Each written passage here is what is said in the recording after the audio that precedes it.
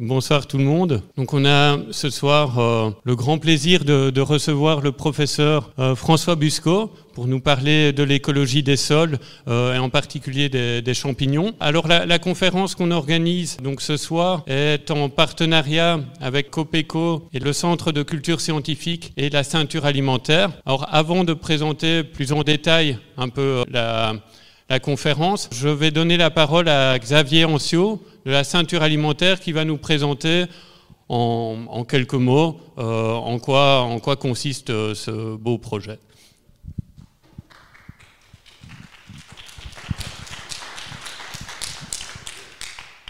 Bonsoir, donc moi je suis Xavier Ancio, je suis le coordinateur de la ceinture alimentaire de Charleroi Métropole. En fait, il y a 2 coordinateurs, je suis le co-coordinateur. Une ceinture alimentaire, qu'est-ce que c'est ? C'est une association qui s'occupe de faire en sorte que, alentour d'une ville, il y ait toute une série d'initiatives qui ramènent les produits alimentaires vers la ville pour les nourrir. Et nous, on s'est donné quand même une certaine mission, c'est de le faire, si possible, en bio. Et donc, on part d'une alimentation qui est normalement exempte de pesticides, mais on peut aussi accompagner des personnes qui sont en transition, c'est-à-dire des agriculteurs qui se posent des questions et qui nous disent, tiens, y a-t-il des débouchés ? On peut les accompagner vers ce genre de choses.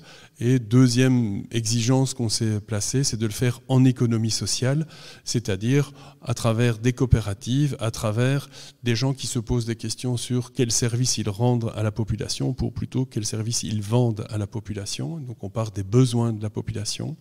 Et au niveau de la gouvernance de nos coopératives, c'est un homme, une voix, qu'on apporte 100 €, qu'on apporte 10 000 €, on a toujours une voix. Et la rétribution du capital se fait à une hauteur maximale de 6% par an. Ne rêvez pas, vous n'avez jamais ça dans une coopérative de citoyens ou de producteurs. Ça vaut même pas la peine d'y penser. En fait, quand vous mettez de l'argent, vous participez à quelque chose. Alors la situation sur Charleroi, elle est particulière. Il y a d'autres ceintures alimentaires en région wallonne. Il y en a une à Liège qui existe depuis 10 ans maintenant. Ils viennent de fêter leurs 10 ans. En 10 ans, ils ont créé 25 coopératives sur le territoire liégeois. Il y en a, on ne peut pas vraiment appeler ça une ceinture alimentaire. Il y a une ceinture alimentaire qui vient de se créer. On y a participé. Parce que je suis namurois, je ne suis pas carolo, moi. Mais il y a une coopérative qui s'appelle Paysans Artisans. Peut-être que certains la connaissent et qui ont mis en place toute une série de filières. C'est un petit abattoir de volailles, c'est une légumerie, c'est une bocalerie. Enfin, il y a toute une série d'initiatives qui est soutenue par les producteurs et avec les mangeurs. Et donc là, il y a vraiment une gouvernance qui se fait entre producteurs et mangeurs. À Charleroi, on est un peu en retard par rapport à ces 2 autres ceintures. Je pense que c'est dû aussi au niveau social, au niveau du pouvoir d'achat, qui est complexe. 25% de la population de Charleroi, Charleroi-Ville, a accès aux aides sociales, et je pense que ça a un impact là-dessus. Donc à la ceinture alimentaire, on veut essayer de nourrir la population de Charleroi, mais c'est aussi de toutes les autres villes qui font partie de Charleroi Métropole. C'est 30 communes qui rassemblent 600 000 habitants et grosso modo 90 000 hectares de culture. On veut bien sûr nourrir tous les habitants de Charleroi Métropole à travers ça. Il y a des initiatives, comme par exemple, il y a un magasin qui va s'ouvrir avenue de Philippeville qui s'appelle Carole Store. Donc ça, c'est une initiative de la ceinture alimentaire qui a rassemblé une trentaine de producteurs. Et je pense qu'il y a plus de 400 citoyens qui ont participé au capital. Et il va s'ouvrir ici début mars. Une autre initiative avec la région wallonne, c'est la construction d'un hub logistique à Marchienne-au-Pont, si je ne me trompe. Je confonds toujours les Marchiennes. Je pense que c'est là, c'est près du nouveau terrain de football. Ça, je sais bien que ça va être tout près. Où là, on a une légumerie qui va découper du légume, mais aussi une plateforme logistique qui va transférer tout ça sur le territoire. Un atelier de transformation et un comptoir commercial, toujours sous une forme coopérative et d'économie sociale. Mais ce qui est important pour nous, c'est aussi d'avoir une vision. Et donc, on est en train de monter un conseil de politique alimentaire. Si vous venez sur notre page internet Ceinture alimentaire, vous verrez que vous allez pouvoir vous y inscrire. Et le conseil de politique alimentaire rassemble tous les acteurs économiques, les associations, les chercheurs, les politiques à travers FoodC. FoodC qui est le programme de développement alimentaire de Charleroi Métropole, pour réfléchir vers quel système alimentaire nous voulons et quelle transition nous allons pouvoir démarrer, mettre en œuvre. Mais toute notre nourriture vient des sols, et franchement, pour moi, c'est vraiment une grande chance de pouvoir assister à cette conférence. Les champignons dans les sols, donc ça, c'est vraiment quelque chose, on va descendre en profondeur et on va voir l'impact que ça a sur notre alimentation, mais aussi l'impact que notre alimentation a sur les sols. Et ce qui nous a mis le pied à l'étrier, et après je m'arrête parce que je ne vais pas être trop long, ce qui nous a mis le pied à l'étrier d'un conseil de politique alimentaire, c'est quand on a pris conscience de ce qui se passait dans les sols. On a eu un indice, une information qu'en fait on perdait énormément de matière organique. Le carbone s'en va, quitte les sols suite aux pratiques culturelles que nous avons, et donc on perd en fertilité. Et donc on perd en souveraineté alimentaire, et on se dit que si ça continue comme ça, moi il y a un scientifique qui m'a dit, si on continue comme ça encore 15-20 ans, on est proche du désert, quoi. Et donc quand un scientifique international vous dit ce genre de choses, vous dites « Ah ouais, ici on a quelque chose à faire ». Donc je pense que c'est de notre responsabilité à la ceinture alimentaire de réorienter notre alimentation vers une alimentation qui a été faite dans des pratiques culturelles qui maintiennent la vie dans les sols, mais qui maintiennent aussi la vie en nous, parce que naturellement ce qui nous nourrit, c'est comment ont été nourries les plantes, ça c'est indéniable. Donc voilà, je vais laisser la parole à Monsieur Busco. Et je suis là tout à l'heure pour répondre à vos questions. Merci. Merci beaucoup. Avant peut-être d'écouter Monsieur Busco, juste 2-3 mots sur le cadre ici donc de l'exposition. En fait, donc la conférence qu'on organise ce soir prend place dans l'exposition qu'on reçoit ici dans la salle.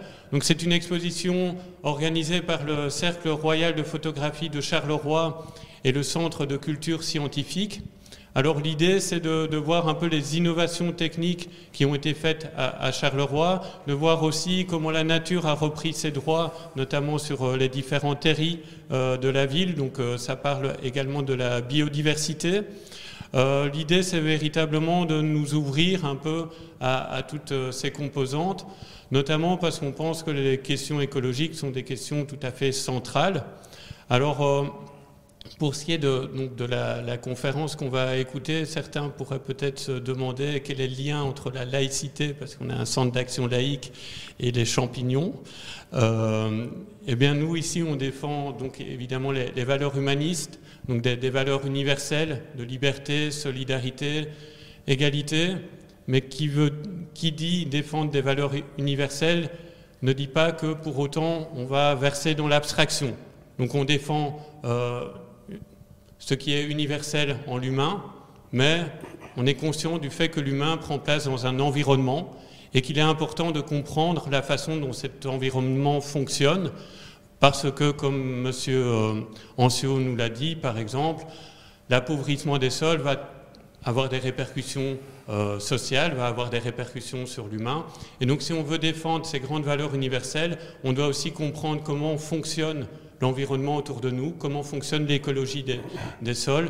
Et donc, c'est dans ce cadre que le Centre d'action laïque s'intéresse à ces questions et que nous sommes très heureux aujourd'hui d'accueillir Monsieur Busco pour cette conférence. Alors, Monsieur Busco, comme vous pouvez le voir, il est professeur, enfin, comme on dit en Allemagne, professeur, doctor. Donc, il y a plusieurs doctorats. Ouais. Il travaille donc au département d'écologie du sol du centre Helmholtz en sciences de l'environnement. Il a la chaire d'écologie du sol de l'université de Leipzig. Il travaille également au centre allemand de recherche intégrative sur la biodiversité qui regroupe les villes de Halle, Jena et Leipzig. Donc voilà, on est très content de vous recevoir. Donc je vous invite à prendre place et à faire votre exposé. Merci beaucoup. Bon, quelques mots avant de commencer pour vous dire que je suis... Non, j'ai un micro... que je suis très content d'être ici ce soir. C'est presque un retour au pays, puisque, en fait, j'ai passé toute mon enfance de l'autre côté de la frontière, dans le Pas-de-Calais. Et j'ai commencé mes études à Lille, avant de partir à Strasbourg. Et après ça, c'était Go East. Je suis passé la frontière en Allemagne, et ça fait 36 ans maintenant que j'ai travaillé en Allemagne. D'autre part, je suis content en tant que scientifique d'avoir eu cette introduction parce que nous, en tant que scientifiques, on essaie de comprendre les phénomènes et on est de plus en plus en train d'essayer de les intégrer à un niveau global pour comprendre ce qui se passe avec nos sols. Mais en même temps, on est complètement convaincu que si le problème est global, les solutions sont locales. Et donc, c'est très important d'avoir des gens qui, à l'autre bout de la chaîne, sont sur le terrain et de façon parfois des fois intuitive ou empirique confirment ce qu'on peut trouver et il est très important d'arriver à communiquer au maximum. Et d'autre part, pour l'association, vous verrez qu'à un moment, je vais sur un sujet que j'évoque pas tout de suite, que je dévoile pas tout de suite, vous montrer qu'en fin de compte, on ne sait plus trop ce que c'est qu'un individu, nous scientifiques. Je vous laisse un peu sur votre... Voilà. Bon. Alors d'abord, pour commencer sur le sol, j'ai mis que 4 langues. En fait, dans la plupart des langues utilisées sur notre planète, on a 2 mots pour désigner le sol. On en a un qui parle de sol spécifiquement, et on en a un autre qui parle de notre planète. Et de temps en temps, vous voyez des gens, c'est une bonne terre, c'est pas une bonne terre. Bon, ils parlent du sol, bon, ils parlent pas forcément de la planète. Et ça, c'est dans tous les pays. C'est en chinois. J'ai demandé à un tas de collègues dans le monde entier et ils m'ont tous dit c'est la même chose. Alors pourquoi je mets notre planète en parallèle avec deux poignées de terre ou de sol? Eh bien, tout simplement parce que quand vous prenez une poignée de sol fertile, vous tenez entre vos mains 7 milliards d'individus, d'organismes. Évidemment, la majorité, ils sont très petits, on ne les voit pas, c'est des bactéries, c'est des virus, c'est des champignons, mais vous avez peu de chances d'avoir une taupe entre les mains, ou alors c'est que vous avez beaucoup de chance, mais il y a aussi un tas d'insectes, il y a un tas de petits animaux microscopiques, etc. Donc c'est une diversité, une abondance d'organismes qui est à peu près similaire à l'abondance d'êtres humains sur notre Terre. Donc déjà, ça vous montre tout de suite, le sol, c'est vivant. Et on verra tout de suite que si vous n'avez pas d'organisme dans le sol, il n'y a pas de sol. Nous, les spécialistes du sol, nous avons l'habitude de dire que quand vous allez sur la Lune, vous avez quelque chose en dessous des pieds, mais ce n'est pas un sol. C'est un substrat, mais ce n'est pas un sol. Parce que jusqu'à preuve du contraire, il n'y a pas de vie sur la Lune. Bon, on verra peut-être plus tard, un jour, on ne sait pas. La seconde chose que je voudrais dire quand on parle de sol, c'est qu'en fait, il ne faut pas parler de sol, il faut parler d'un binôme, d'un ensemble, c'est la plante et le sol, parce que c'est un système qui est intégré, qui fonctionne. Il ne faut jamais oublier que quand vous regardez un paysage, que vous regardez la nature, les plantes, la moitié des plantes, vous ne les voyez pas, c'est la moitié qui est dans le sol, c'est les racines. Donc on ne voit jamais que la moitié des plantes. Et d'autre part, cet ensemble plante-sol, ça fonctionne comme une pompe. Alors, de temps en temps, je vais faire des petites incursions un peu scientifiques, mais j'ai quand même essayé de ne pas trop vous fatiguer sur ce plan-là. Il faut savoir que pour faire du vivant, il faut 3 éléments chimiques essentiels. Il faut de l'eau, évidemment, sans eau, il n'y a rien, mais il faut du carbone, il faut de l'azote et il faut du phosphore. Et ces trois atomes, ils sont intégrés dans notre génome. Il faut ces 3 substances absolument pour faire de l'ADN, donc pour faire des gènes. Il faut ces 3 substances pour faire le système qui régule l'énergie dans les systèmes vivants, qui est une molécule qui s'appelle l'ATP. Je ne rentre pas dans les détails. Et il faut aussi ces molécules-là pour faire les membranes de nos cellules, etc. Sans ces éléments-là, vous ne pouvez rien faire. Et ces éléments, ils sont, au départ, ils ne sont pas dans le même compartiment. Le carbone, il est essentiellement dans l'atmosphère. L'azote, il est essentiellement dans l'atmosphère aussi. Dans la salle ici, mais partout, on a à peu près 80% du gaz qui constitue cette pièce qui est fait d'azote. Vous respirez de l'azote sans arrêt, sans vous en rendre compte, parce que c'est un gaz qui est complètement inerte. Carbone, même chose. Et par contre, le phosphore, lui, il est dans le sol.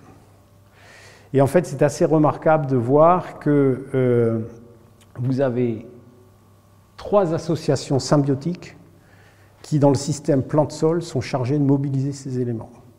Le carbone, il est fixé par la photosynthèse de façon primaire. Et la photosynthèse, c'est fait par ce qu'on appelle des chloroplastes, hein, c'est les petits corpuscules verts que vous voyez là en haut à gauche. Et en fait, c'est des bactéries. C'est d'anciennes bactéries qui, il y a très très longtemps, se sont associées à des organismes qu'on dit eucaryotes, c'est-à-dire des organismes comme nous, et qui, eux, sont capables de faire la photosynthèse. Ce n'est pas la plante qui fait la photosynthèse, c'est des bactéries qui vivent, qui sont associées depuis très longtemps avec les plantes. Même chose s'il s'agit de fixer l'azote dans le sol.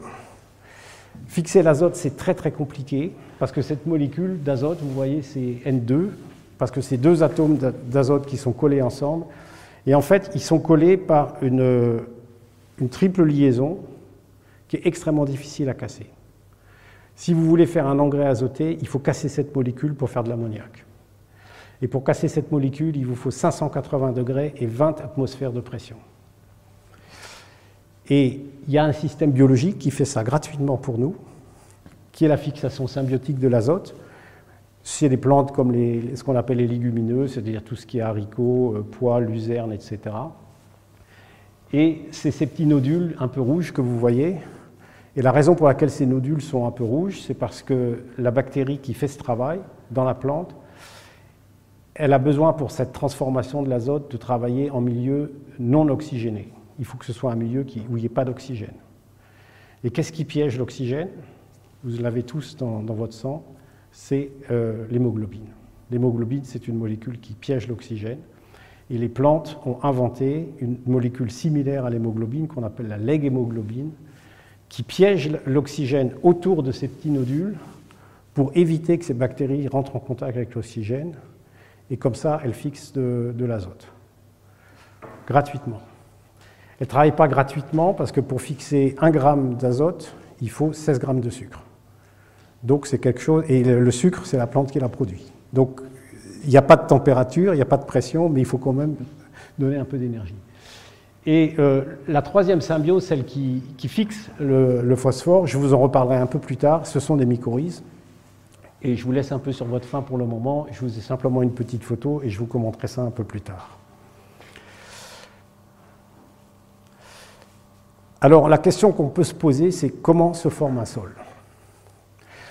Et pour comprendre comment un sol se forme, les spécialistes utilisent souvent ce que nous appelons une chronoséquence, c'est-à-dire que vous partez d'un endroit sur le continent où il n'y a pas de sol. Par exemple, vous allez au pied d'un glacier qui vient de se rétracter, et là, vous n'avez pas de sol. Vous avez une roche-mère qui est là, qui a été plus ou moins écrabouillée par la glace. Et puis, vous allez faire une promenade de plusieurs kilomètres jusqu'à ce que vous aboutissiez dans une forêt qui est complètement bien établie. Et à intervalles réguliers, vous allez regarder ce qui se passe sous vos pieds. Donc vous partez au départ d'un endroit où il y a essentiellement des blocs de roches qui vont progressivement s'altérer sous l'effet du climat. On verra un peu comment ça se passe, qui vont devenir, d'abord qui vont se morceler, qui vont devenir de plus en plus petits, qui vont réagir, qui vont se transformer. Et au fur et à mesure que ça se passe, vous voyez qu'il commence à apparaître à la surface une petite végétation, d'abord très, très maigrichonne, des mousses, des lichens, des choses comme ça, qui tout doucement vont faire de la biomasse. Et cette biomasse, quand elle va mourir, elle va se dégrader et elle va commencer à produire ce qu'on appelle de l'humus. Et cet humus va réagir avec le produit de l'altération de la roche. Ça va devenir de plus en plus complexe pour, au bout du compte, former un sol complètement formé, c'est-à-dire un sol avec différentes strates. Alors les spécialistes parlent d'horizon du sol, mais ça correspond à des couches. Donc en bas, vous avez une couche qui est très proche de la roche-mère altérée. Un peu au-dessus, là, en brun clair, vous avez un mélange de résidus de roche transformés avec ce qui a pu diffuser de la surface en matière de type humus. Et plus vous approchez de la surface, plus ça va être riche en humus et en déchets organiques plus ou moins dégradés. Donc vous arrivez en faisant cette promenade, en l'espace de quelques heures, à reconstituer l'histoire de la formation d'un sol, mais il faut savoir que pour se former à ce point-là, il y en a à peu près, allez, disons 200-300 ans, voire éventuellement dans certains cas 1000 ans. Donc c'est un phénomène très très très long. C'est pour ça qu'on appelle ce type d'attitude une chronoséquence, c'est-à-dire que pour gagner du temps en quelque sorte, on n'attend pas au pied du glacier que le sol se forme, on se promène pour voir un peu comment ça s'est passé. Et donc dans l'espace, on a à peu près la récapitulation de ce qui s'est passé dans le temps. J'ai oublié de dire que vous pouvez m'interrompre à n'importe quel moment si vous avez des problèmes de compréhension. Par contre, je pense que les questions un peu de fond, on peut peut-être les retenir pour la fin. Donc si vous avez quelque chose que vous ne comprenez pas, n'hésitez pas. Bon, alors, quels sont les facteurs qui influencent sur ce processus de formation des sols? Il y a la géologie, c'est-à-dire, c'est pas la même chose quand un sol se forme sur un sous-sol calcaire ou sur un sous-sol granitique, par exemple. Donc la roche-mère joue un grand rôle. Le climat est important. Le granit se décompose 2 fois plus vite sous les tropiques qu'en Bretagne. Donc le climat joue un grand rôle. La végétation, parce que la formation d'un sol n'est pas la même, par exemple, dans une forêt de résineux et quand vous avez des prairies naturelles dans les Balkans, sur des sols noirs. Et puis le temps. Le temps est très important. Parce qu'en fonction du stade de développement où on est arrivé, on aura un sol soit très profond ou au contraire un sol qui ne sera pas encore trop profond. Oui. C'est le tout début, ça démarre quand la vie? Le sol. Bon, alors en fait, une bonne question. Quand le glacier se retire, la roche-mère, elle n'est pas stérile. Elle est déjà partiellement colonisée par des micro-organismes. Et on s'aperçoit de plus en plus que pour ne pas trouver de vie, il faut vraiment creuser très très profond. Quand je dis très profond, c'est plus... Il commence à grignoter. Je donnerai un exemple un peu plus tard. Bon, alors d'un autre côté, cette histoire de la formation du sol, c'est un processus qu'on pourrait dire un processus interdisciplinaire. Quand on parle d'interdisciplinarité en sciences, ça veut dire qu'on fait intervenir plusieurs sciences. La physique, la chimie, la biologie, etc. etc. Bon. Donc il y a de la physique, parce que pour commencer à former un sol, il faut, comme on l'a vu, altérer la roche. Et ce qui aide beaucoup à altérer la roche, c'est des phénomènes physiques. Par exemple, le soleil tape sur les roches, elles se dilatent, le soleil arrête de taper, elles se rétractent, il se crée des fissures. Quand il pleut, l'eau rentre dans les fissures et continue le travail. Après ça, il y a du gel qui arrive, et quand l'eau qui est dans les fissures gèle, ça fait péter la roche parce que l'eau qui gèle se dilate, etc. Donc il y a un phénomène, il y a des processus chimiques qui interviennent pour altérer la roche, surtout pour la dégrader, pour la couper en petits morceaux, sachant que plus c'est petit, plus ça va réagir rapidement. Vous le voyez, si vous mettez un morceau de sucre dans votre café, il va mettre plus de temps à se décomposer que si vous mettez une cuillerée de sucre avec la même quantité, parce que là, il est déjà morcelé en petites particules. C'est exactement la même chose pour un sol. Après ça, il y a un processus chimique, ou un tas de processus chimiques. Je vous en ai pris un qui est très très simple. N'ayez pas peur de cette formule chimique. Vous savez que dans l'air, il y a du dioxyde de carbone, du CO2. On en parle beaucoup à l'heure actuelle à propos du réchauffement climatique. Il faut savoir que spontanément, le gaz carbonique que nous avons dans l'atmosphère réagit avec l'humidité de l'air pour former un acide qui s'appelle l'acide carbonique. Et cet acide carbonique, quand il tombe par exemple sur un sous-sol calcaire, eh bien, il dissout la roche.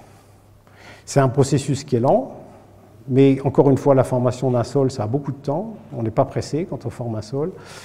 Et donc, ça va par exemple transformer ce calcaire donc c'est un carbonate, on le transforme en bicarbonate. Je ne vous donne pas la réaction chimique. Et ce bicarbonate, il est enlevé, il est évacué par l'eau qui coule, ce qui fait que dans les sous-sols se créent ces cavernes, etc., qu'on peut visiter à certains endroits calcaires, ce qu'on appelle des reliefs karstiques, mais ça, vous n'avez pas besoin de le retenir.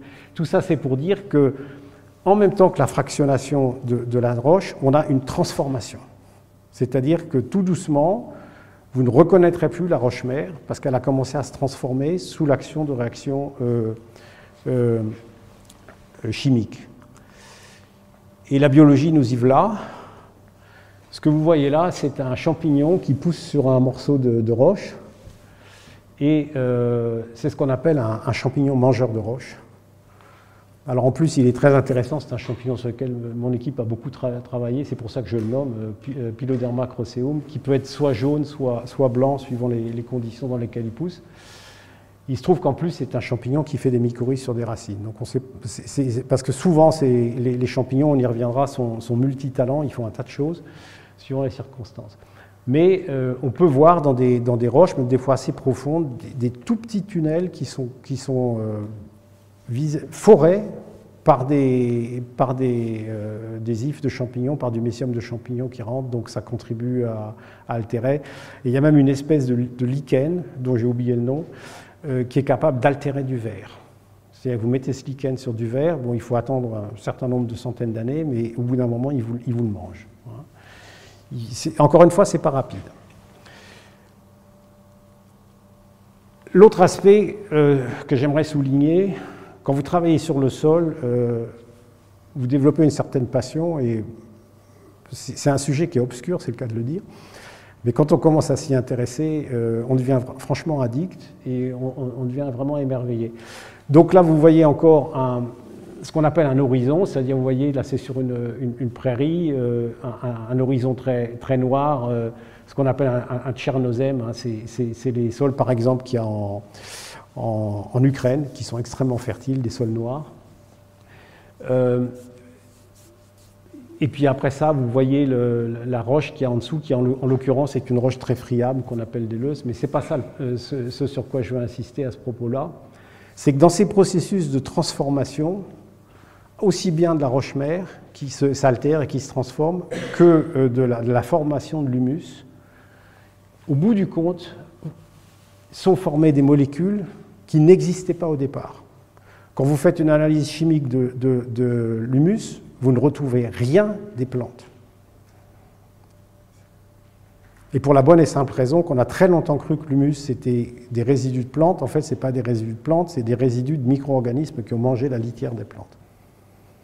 Donc les champignons et les bactéries décomposent l'humus, et quand ils meurent, les biomolécules dont ils sont composés forment des macromolécules. Hein. Ce que vous voyez là, c'est une molécule immense. Et c'est un exemple d'humus, parce que des types d'humus, il y en a des centaines, il y en a des milliers, il y a des bibliothèques entières qui sont consacrées à essayer d'écrire l'humus. Il n'y a pas un humus, il y a des humus, et ils ont tous des propriétés différentes, donc c'est très variable. Donc c'est quelque chose qui est vraiment créé. Quand vous formez un sol, vous partez de composantes de base, c'est-à-dire les plantes qui sont mortes d'un côté, et d'un autre côté la roche qui se décompose, qui se dégrade, et vous formez des molécules qui n'existaient pas avant. Et ça, c'est quelque chose que moi, personnellement, je trouve assez fantastique. Et la deuxième chose que vous formez, et ça, c'est à partir de la roche, à partir des minéraux, vous formez de l'argile. Et l'argile, c'est un matériau qui est extraordinaire, parce que ce que vous voyez là ces petits empilements comme ça, hein, vous ne voyez peut-être pas l'échelle, mais la moitié de l'image, ça fait à peu près 50 micromètres, c'est-à-dire que c'est vraiment microscopique.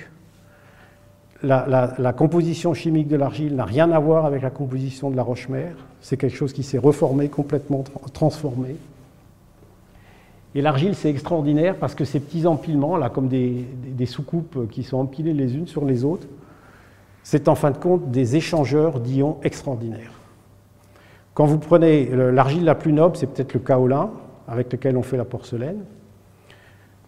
Si vous preniez avec une petite micro-pincette toutes les petites soucoupes empilées les unes sur les autres d'1 gramme de kaolin, vous pourriez carreler avec ces petites soucoupes 800 mètres de sol.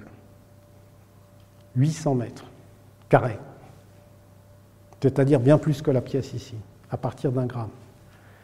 Et toutes ces petites soucoupes, elles sont chargées négativement. Et c'est elles qui retiennent tous les ions positifs, tous les cations, c'est-à-dire le calcium, le sodium, etc. Et c'est ça qui permet, parce qu'ils sont retenus de façon très, très lâche, c'est-à-dire qu'ils peuvent être relâchés, et donc c'est en fin de compte, c'est le garde-manger, l'argile c'est le garde-manger des éléments minéraux qui nourrissent les plantes. Elles font ça à l'œil. Hein. Et c'est quand même de la super technologie biologique. Bon. Alors, quand vous êtes, comme moi, écologiste du sol, vous faites partie des hommes pauvres, parce que ce n'est pas une biodiversité qui se vend très bien, la biodiversité des sols. Hein. Il vaut mieux travailler sur le panda, il vaut mieux travailler sur les éléphants, il vaut mieux travailler sur les baleines. Il y a beaucoup de gens qui sont prêts à faire des excursions très chères pour aller voir des baleines, etc. J'ai encore jamais vu quelqu'un être intéressé de faire une excursion pour voir toutes ces bestioles-là. En plus, souvent, elles ont mauvaise réputation. Les gens ne les aiment pas beaucoup. Hein. Bon. Donc, ce que vous avez, on ne va pas toutes les regarder, mais les deux premières images, c'est des champignons. À côté, c'est des bactéries. Après, vous avez des nématodes. Il faut savoir que les nématodes, par exemple, un animal sur 4 dans le monde est un nématode. En nombre d'espèces, je ne vous parle même pas du nombre d'individus. C'est une diversité absolument invraisemblable. On les connaît d'ailleurs très peu. Bon. Après ça, vous voyez, il y a des choses qui sont un peu bizarres, là, comme celui qui est tout en haut à droite. Là. Bon. Vous avez un tas de mythes, vous avez des vers de toutes les sortes, vous avez des cloportes, vous avez des vers de terre. Les vers de terre, c'est très important. Hein. 1 mètre carré de sol, en dessous du sol, 1 kilomètre de galerie de vers de terre. Et ils vous bouffent tout. Quand vous avez un sol, tout le sol que vous avez sous les pieds, il est passé X fois dans l'intestin des vers de terre. C'est ce qu'on appelle, nous, dans notre jargon, des ingénieurs du sol. Ils absorbent le sol, ils le chargent de mucus, ça fait que les particules tiennent bien, ça fait des beaux agrégats. Ils ensemencent un tas de bactéries, etc. Les vers de terre, pardon, c'est vraiment des auxiliaires, des alliés de la santé de nos sols. Et c'est vraiment des animaux qui sont absolument remarquables. Bon, puis finalement, vous terminez par la taupe, effectivement, il y a quelques taupes. Alors ça, c'est un petit peu très... Bon, vous avez des araignées, vous avez des fourmis, etc. Bon. Ça, c'est un petit peu une revue de tout ce que vous pouvez trouver au niveau diversité. Mais maintenant, parlons un peu quantité. Alors, quand vous regardez, parce que c'est une question de biomasse, on parle beaucoup de biomasse à l'heure actuelle, si vous prenez 1 hectare et que vous extrayez tout ce qui vit dans l'hectare et que vous pesez ces organismes en termes de tonnes par hectare, mais en tonnes de poids sec, parce que le poids sec, c'est important. Nous, tels que nous sommes, nous avons 70% d'eau dans le corps.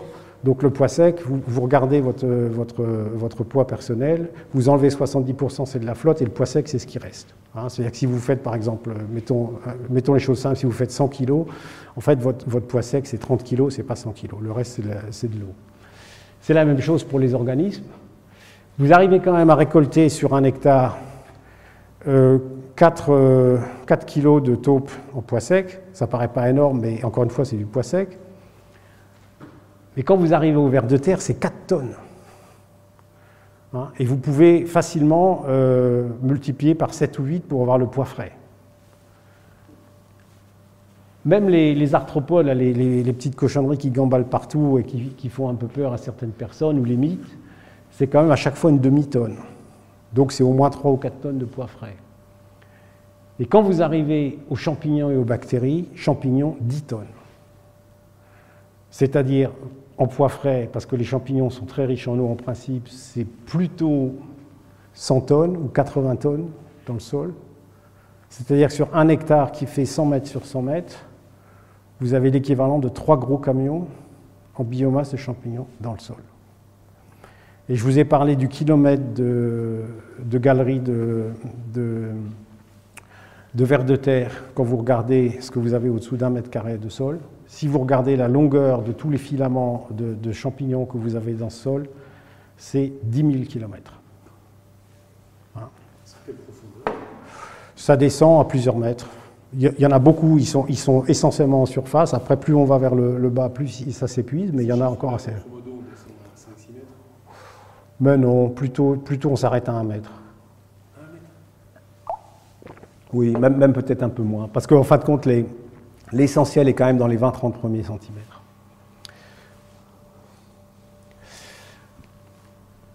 Alors la question qu'il faut se poser, c'est pourquoi est-ce qu'il y a cette biodiversité dans un sol? Qu'est-ce qui correspond? Comment est-ce qu'on peut expliquer qu'il y a tellement de différents organismes qui vivent dans le sol et qu'il y en a tellement en biomasse, etc. Sachant qu'on considère aujourd'hui qu'un quart des organismes qu'on peut observer sur notre planète, océan compris, vivent dans le sol. Ce qui fait quand même beaucoup. La biodiversité est énorme. Je reviendrai tout à l'heure sur le chiffre. Pour les champignons, on est à l'heure actuelle à une estimation autour de 3 millions d'espèces de champignons. Et si on en connaît 5%, c'est déjà bien. Donc la plupart ne sont pas encore décrits, ne sont pas encore connus. C'est ce que j'explique tout à l'heure, c'est la forêt vierge de l'homme pauvre, parce que pour voir quelque chose dans le sol, c'est assez difficile. Il y a des gens qui ont essayé de mettre la tête dans le sol, mais ce n'est pas comme ça que ça marche, quoi.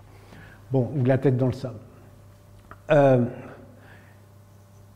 Et la raison pour laquelle cette richesse de vie dans le sol est énorme, c'est parce que le sol, il faut le considérer à différentes échelles. Ce que je vous montre là, c'est la carte des sols de la Belgique. Je ne vais pas rentrer dans le détail, en plus la carte est un peu floue, mais vous voyez simplement qu'il y a différentes couleurs, c'est-à-dire que déjà au niveau d'un pays comme la Belgique, il y a énormément de types de sols qui sont différents. Et donc déjà, type de sol différent, composition d'organismes différents. Ça, c'est toujours comme ça la règle. Quand l'écosystème change, les organismes qui sont dedans changent aussi, parce que les organismes sont très adaptés à l'écosystème. Après, comme on l'a vu tout à l'heure, quand un sol est formé, vous avez différents horizons, hein, avec plus de minéraux en bas, plus de matière organique en haut. Vous ne trouvez pas les mêmes organismes en surface du sol que vous ne trouvez à une certaine profondeur. Et ça, c'est déjà une raison, on en reparlera peut-être tout à l'heure, pour lesquels nous, les scientifiques, on n'aime pas du tout les labours, parce que quand on laboure un sol, on fait des crêpes avec les organismes. Hein. Si je reviens un peu sur ce qu'on avait tout à l'heure, là, voilà ceux qui sont les acariens. Là. Dans le sol, vous avez des acariens en surface qui sont adaptés à un peu de lumière. Mais à 20-30 cm, ils sont aveugles. Et donc, quand vous labourez un sol, vous ramenez les aveugles à la surface, vous enterrez ceux qui pourraient voir quelque chose, et vous cassez tout. Voilà. C'est simplement un exemple pour vous dire, bon, et je ne vous parle pas, quand vous labourez un sol, évidemment, vous coupez tous les filaments de champignons, etc. etc. Donc c'est pour ça que nous, les scientifiques, on n'aime pas beaucoup les labours. On reviendra peut-être un peu à ce sujet-là. Donc, tout au long du profil de sol, la diversité change. Après, quand vous regardez un sol à un niveau donné, par exemple en haut, là, ce qui est écrit horizon A, c'est-à-dire ce qui est relativement riche en humus, vous avez ce que nous appelons différents compartiments, qui ont des noms très barbares. Vous avez la partie du sol qui est composée essentiellement de débris végétaux qui n'ont pas été encore transformés. Alors nous, on appelle ça la détritusphère, hein, c'est des détritus qui sont en train d'être transformés. Et là, vous avez des organismes que vous ne trouvez pas ailleurs. Tout au long de la racine, on va avoir ce qu'on appelle la rhizosphère, c'est-à-dire la petite pellicule de sol qui est au contact de la racine n'a pas du tout la même composition en organisme que celle qui est un peu plus éloignée de la racine. Bon, il y a des agrégats, donc on parle aussi d'agrégatusphère, c'est un peu difficile à dire. Et puis dans un sol, il y a beaucoup de pores, il y a énormément de pores, ne serait-ce que les conduits que laissent les vers de terre. Et ça, on appelle ça la porosphère. Les conditions sont différentes, la quantité en eau est différente, la disponibilité des nutriments est différente, donc c'est des écosystèmes différents. Et même quand vous regardez l'étape ultime, c'est-à-dire que vous prenez un petit agrégat de sol qui a peut-être 2 cm de diamètre, vous avez des micro-écosystèmes dedans dont les conditions de vie sont à peu près aussi différentes que les conditions de vie dans les différentes planètes de notre système solaire. Il y en a où il n'y a quasiment pas d'oxygène, il y en a où il n'y a quasiment pas d'eau, il y en a où éventuellement il y a des produits toxiques, parce qu'il y a quand même des produits toxiques dans le sol, même naturellement. Vous avez des sols qui contiennent du plomb, ou du zinc, ou même de l'uranium. Et ça, c'est quand même quelque chose de toxique. Donc, à chaque fois, vous avez des micro-écosystèmes. Et donc, toute cette échelle qu'on a descendue là, en zoomant de plus en plus, c'est des macro-écosystèmes à l'état des différents sols de la Belgique, le profil, les différents compartiments du sol et dans les agrégats encore des micro-compartiments. Et c'est ça qui crée cette biodiversité. Il y a une notion qui est très importante pour nous et qui est à mon avis aussi très importante pour les utilisateurs du sol, c'est ce qu'on appelle la diversité et la redondance fonctionnelle. J'ai mis fonctionnel au pluriel parce qu'il y a la diversité fonctionnelle et la redondance fonctionnelle. Et pour essayer de vous illustrer ce concept, je vais partir d'un élément qui peut rentrer dans la composition d'un sol. Quand vous avez un arbre qui tombe et qu'on le laisse en forêt, il va se décomposer, il va être intégré petit à petit dans le sol. Et les organismes qui font ce travail sont au départ essentiellement des champignons pour une raison que je vais vous expliquer un peu plus tard. Là, vous avez une coupe dans un tronc d'arbre qui est en train d'être décomposé par des organismes. Vous voyez peut-être les petites surfaces qui sont limitées par des traits noirs. Et ces traits noirs, ce sont des limites qui séparent des domaines où un champignon s'est établi. Donc c'est des espèces de champignons différentes. Et vous voyez que chacun a son territoire. Et en limite de territoire, quand ils voient qu'il y a un territoire qui est conquis par un voisin, ils produisent de la mélanine qui est noire pour mettre une frontière, un mur. Et eux, ils vont décomposer leurs petits fragments là dans leur coin, etc. Au bout du compte, ils font tous ce même boulot. Ils décomposent l'arbre. C'est-à-dire qu'ils décomposent le bois, c'est essentiellement deux molécules, c'est de la lignine et c'est de la cellulose. Ils font tous ce même boulot. Mais il n'y a pas un organisme qui va décomposer tout cet arbre. Il y a une myriade d'organismes qui vont décomposer cet arbre. Ils sont adaptés à certains endroits dans le tronc, on va y venir tout de suite. Ils sont adaptés à certaines conditions. Si vous dégradez au centre de l'arbre, vous avez beaucoup moins d'oxygène. Si vous dégradez à la surface de l'arbre, vous avez plus d'oxygène, vous avez peut-être aussi plus d'eau. Et donc, pour faire le boulot, ils ne disent pas il y a un organisme idéal qui va tout faire, non, ils se partagent le boulot et chacun, en fonction de ses capacités, prend en charge une partie du travail. Évidemment, ils s'isolent les uns des autres, donc ils cohabitent, ils luttent quand même un petit peu, mais au bout du compte, si vous voulez décomposer un arbre, il faut tout le monde. Et alors, on s'est aperçu, grâce à des techniques moléculaires que je vais vous épargner, et je ne vais pas vous commenter en détail ces schémas-là, parce que ça, c'est mes chercheurs qui font ça, et on a des discussions pendant les nuits entières. Ça, c'est pour des champignons et pour des bactéries, les populations d'individus qu'on repère dans un arbre en décomposition. En l'occurrence, c'était un hêtre. Non, ce n'était pas un hêtre, c'était plusieurs types d'arbres, excusez-moi. Donc, vous voyez que vous avez des petits territoires comme ça. Hein. Et au sein de ce territoire, à chaque fois, vous avez quelque chose qui est un peu plus carré, et ça, c'est l'espèce de l'arbre. C'est-à-dire que tout ça, ce que ça montre, c'est que chaque espèce d'arbre a dans les bactéries et les champignons qui sont capables de la décomposer des partenaires privilégiés uniques, exclusifs.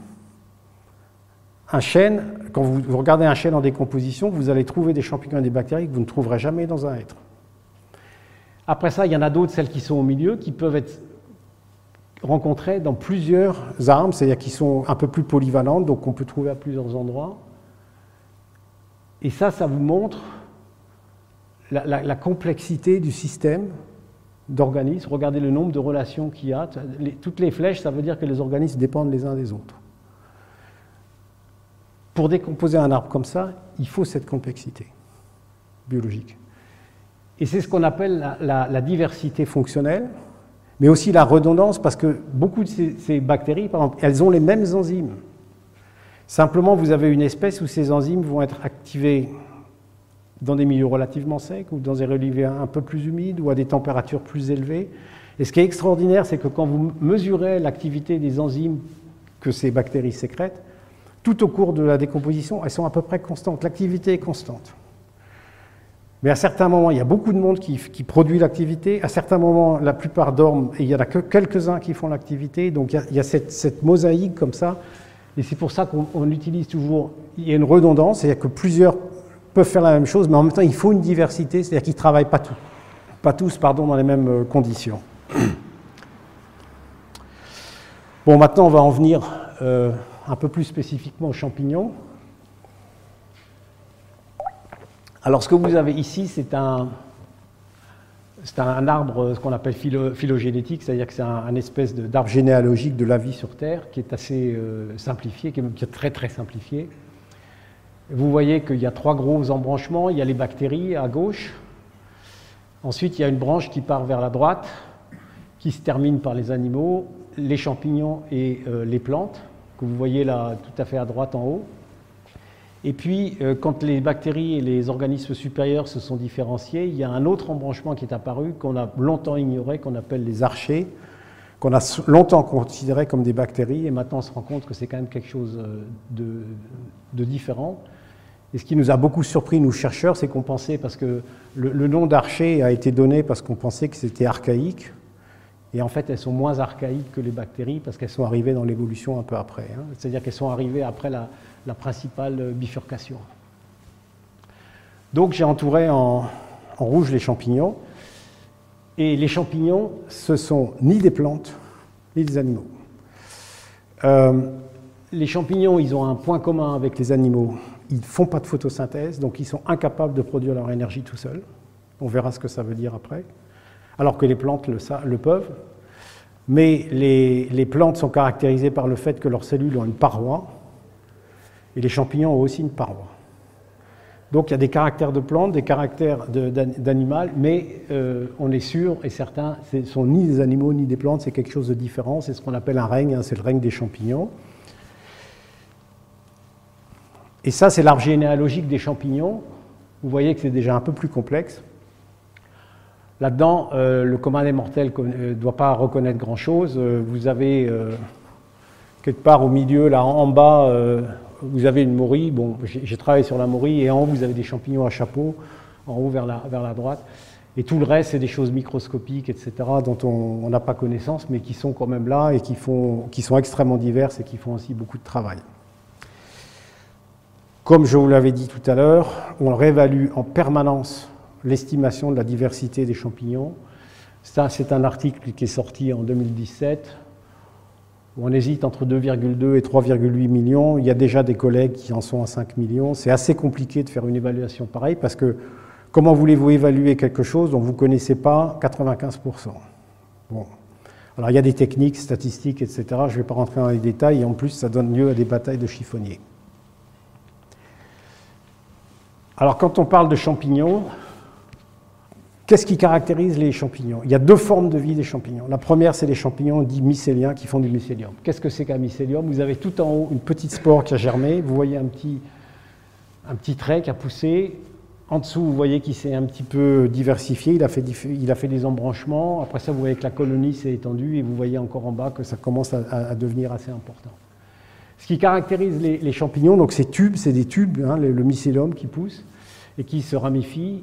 Il peut être soit tronçonné par des parois transversales, c'est-à-dire qu'il se cloisonne, ou alors au contraire, c'est continu. Ça ne se voit pas très bien sur cette photo, mais je vais vous montrer maintenant une vue. Vous voyez un mycélium, vous voyez que les flèches rouges, elles indiquent ces endroits où il y a des interruptions, enfin des séparations entre les différentes cellules. Mais dans le schéma qui est en bas, vous voyez que ces séparations, elles ont un trou au milieu, un pore. Ça veut dire qu'il y a un tas de choses qui peuvent circuler le long de ce tube. Même quand il y a des parois intermédiaires, ça circule. En particulier, les choses un peu rondes et plus grosses que vous voyez, qu'on appelle des vacuoles. Ben, ces vacuoles, elles sont capables de passer d'une cellule à l'autre. Elles sont capables de s'étendre sur plusieurs cellules. Et elles ont surtout une capacité qu'une collègue australienne a découvert il y a quelques années et qui nous a tous fascinés, c'est que, de façon très lente, elles pulsent, comme un cœur. Et elles font circuler tout le reste, c'est-à-dire que dans ce réseau de mycélium, ça circule. Il y a des éléments nutritifs qui circulent, il y a de l'information qui circule, il y a des molécules qui circulent, il y a des signaux chimiques qui circulent, etc. Alors là, on en est vraiment à l'échelle microscopique. Le bout de mycélium que vous voyez en bas, là, il fait peut-être 2 micromètres de diamètre. Hein. C'est vraiment très fin. Souvent, on ne les voit pas parce qu'ils sont très très fins, quoi. Donc, il y a de l'information qui circule. Ouais. Bah, l'information, c'est de la chimie, hein. C'est des molécules. C'est des molécules. Des molécules de stress, c'est des molécules de défense, tout ça c'est de la chimie. C'est pas du... Attention, ton voisin va pas bien, quoi. C'est pas un message comme ça. Bon, il parle pas. Ça c'est... Du moins, on n'a jamais eu qui parle. Non, mais c'est bien de poser la question, oui. C'est de l'information chimique. Et vous voyez qu'à un certain moment, ces minces filaments, ils sont capables de s'associer pour faire des choses un peu plus grosses, qu'on appelle des rhizomorphes. Vous voyez les traits qui sont un peu plus gros, là, avec des petites fructifications qui sont en cours de formation. Et ça vous donne, après ça, quand c'est des champignons supérieurs, ça vous donne donc ces fructifications que les gens aiment bien aller ramasser à l'automne ou au printemps, quoi. Mais encore une fois, ça n'est que la partie vraiment émergée de l'iceberg, parce que l'essentiel de la biomasse, elle est en dessous. On sait que les plus gros organismes du monde sont des champignons. Quand vous regardez la colonie d'un champignon comme celle qu'on voit là dans le sol, on en a découvert au Canada qui s'étendent sur plusieurs hectares. Et on sait par des marqueurs chimiques que c'est exactement le même individu. Et la biomasse réalisée, c'est l'équivalent d'une dizaine de baleines. Enfin, c'est quelque chose d'immense. Bien entendu, très, très fin, très dilué, etc. Mais si on arrive à le concentrer, vous auriez un véritable, plus grand qu'un mammouth, si vous voulez. Oui. Donc, par information, est-ce que du coup, il y a une certaine sensibilité du fruit vers l'extérieur, des informations qui viennent... Je pense pas. On ne sait pas dire, mais je pense que quand vous coupez un champignon, vous lui faites pas mal. De toute façon, si ce n'est pas vous qui le coupez, ce sera un sanglier. Hein? Mais donc, ça a quand même une espèce sous terre. Oui. Mais là, ce qui sort dans un champignon comme ça, c'est uniquement la structure reproductive. Hein. La fructification de champignons, celle qu'on mange, le champignon de Paris, c'est simplement les ifs se coagulent encore plus pour faire cette forme caractéristique. Et en dessous là, du chapeau, il y a les spores qui vont retomber et c'est un organe de reproduction. C'est comme une fleur, si vous voulez. Hein. Toute proportion gardée. Hein. Donc c'est uniquement à ça que ça sert. Donc de toute façon, une fructification, c'est une fin de parcours, quoi. Hein. Vous passez le relais à la génération suivante, en quelque sorte. Hein. Et en général, d'ailleurs, les fructifications n'ont pas une espérance de vie très longue. Hein. Ça se décompose très rapidement, une fructification. Ceux qui vont à la chasse aux champignons, d'ailleurs, c'est ce qui les ennuie, c'est que on récolte un champignon, puis quand on l'ouvre, on s'aperçoit qu'il est déjà à moitié décomposé, qu'il est en train de pourrir, etc., et qu'il n'est pas mangeable, quoi. Bon, après ça, vous avez un deuxième, on appelle ça un habitus chez nous, c'est une deuxième forme de vie des champignons, c'est ce qu'on appelle les levures. Là, il n'y a pas de filament, c'est simplement des petites cellules qui se propagent ou qui se reproduisent par bourgeonnement. Et ces levures sont très intéressantes parce que ce sont de véritables usines biotechnologiques, je vais vous le montrer tout de suite. Et en particulier, elles sont spécialisées dans la fermentation, c'est-à-dire que c'est des champignons qui sont capables de vivre dans des milieux où il n'y a pas d'oxygène. Et donc, nous y voilà. Tout ça, c'est du champignon. Sans champignons, pas de pain, pas de bière, pas de vin, pas de yogourt, pas de produits laitiers, pas d'antibiotiques. Là, sur la droite, c'est un peu plus gênant. Pas de maison qui s'écroule. Et pas de décomposition du bois, on va y revenir après. Hein. Et tout simplement parce qu'ils ont un potentiel métabolique extraordinaire. Un champignon, ça sait quasiment tout faire. Ça vous décompose du pétrole, ça vous décompose de la dioxine. S'il y a bien quelqu'un qui détoxifie nos sols, à chaque fois qu'on y laisse traîner des choses qui ne sont pas très jolies, par exemple des pesticides, c'est bien eux. Ils sont capables de casser, ils sécrètent des enzymes et ces enzymes sont capables de dégrader un tas de molécules. On verra après ça qu'il n'y a pas que des aspects toujours positifs, en tout cas pour nous. Parce que la conséquence du fait que les champignons ne fassent pas de photosynthèse et donc ils ne sont pas capables de produire leur énergie, c'est qu'il faut qu'ils trouvent leur énergie ailleurs. Alors il y a 3 modes possibles. Premièrement, vous décomposez des organismes qui sont morts, comme du bois ou comme la litière. Quand vous avez les feuilles qui sont tombées, vous voyez peut-être qu'il y a des petites fructifications là, qui poussent à la surface des champignons, de cette feuille qui est en train de se décomposer. Et vous avez un morceau de bois qui commence à être colonisé par une culture champignon. Alors ça, en termes scientifiques, on appelle ça du saprotrophisme, c'est-à-dire qu'on se nourrit à partir de matière organique qui est morte. donc des déchets. Ce qui est très important dans les écosystèmes, parce que c'est ça qui recycle. Hein. En fin de compte, c'est des recycleurs à ce niveau-là. Quand vous faites du compost, il y a des champignons aussi. Le deuxième mode de nutrition, il est un peu moins gai pour nous, c'est le parasitisme. C'est-à-dire que le champignon peut s'attaquer à des organismes vivants. Suivant les cas, il les tue. Des fois, il ne les tue pas, mais il les affaiblit. Bon, ce que vous avez en haut, là, ceux d'entre vous qui ont des jardins savent sans doute que c'est une cloque du péché. Taphrina deformans pour ceux qui parlent latin. Là, vous avez une fourmi et vous voyez qu'elle a une espèce d'antenne bizarre. Hein. Alors ça, cette antenne, c'est en fin de compte, c'est une fructification de champignons. Et ces champignons-là, c'est pas joli, ils s'attaquent dans les insectes, ils rentrent dans les insectes et ils mangent tout le système nerveux de l'insecte. Ils le rendent fou. En automne, vous avez peut-être observé que les mouches sont un peu folles. Elles tournent comme ça, là. C'est parce qu'elles sont pleines de champignons qui sont en train de leur bouffer le cerveau. Voilà. Bon. Et à un certain moment, l'insecte meurt, évidemment, et à ce moment-là, le champignon sort sa fructification, il envoie ses spores et il infecte les suivants. Bon, puis les champignons, ça nous attaque aussi. Hein. Mycose. Et là, je vous ai cherché une image qui n'est pas trop... mais je vous garantis que... Bon, je ne vais pas aller plus loin parce que je ne vais pas vous faire peur. Et la troisième mode, qui est le plus noble d'un point de vue, disons, philosophique, c'est la symbiose, c'est-à-dire c'est l'association avec un organisme à bénéfice réciproque. Alors là, je vous ai pris deux exemples. Ce que vous voyez, c'est un petit chêne. Là, on y reviendra sur ce chêne qu'on maltraite en le faisant grandir dans une boîte de pétri. Vous voyez qu'il y a tout un peu comme une structure laineuse autour des petites racines. Ça, c'est les mycorhizes. Hein. On regardera après ça ce que c'est les mycorhizes. Les lichens aussi, c'est une association entre des champignons et des algues. Et contrairement à ce qu'on pourrait croire, ça n'embête pas la plante. Hein. Ce n'est pas un parasite de la plante. Ça utilise la plante ou des roches ou des pierres comme substrat, mais ça ne nuit pas. Et en plus, les lichens, ils ont un intérêt pour nous, c'est que c'est un très bon indicateur de pureté de l'air. Vous regarderez que vous voyez peu de lichens en ville. Je peux vous garantir qu'à Charleroi, à la grande époque des activités charbonnières, il ne devait pas y avoir beaucoup de lichens. Hein. En tout cas, à Lille, il n'y en avait pas.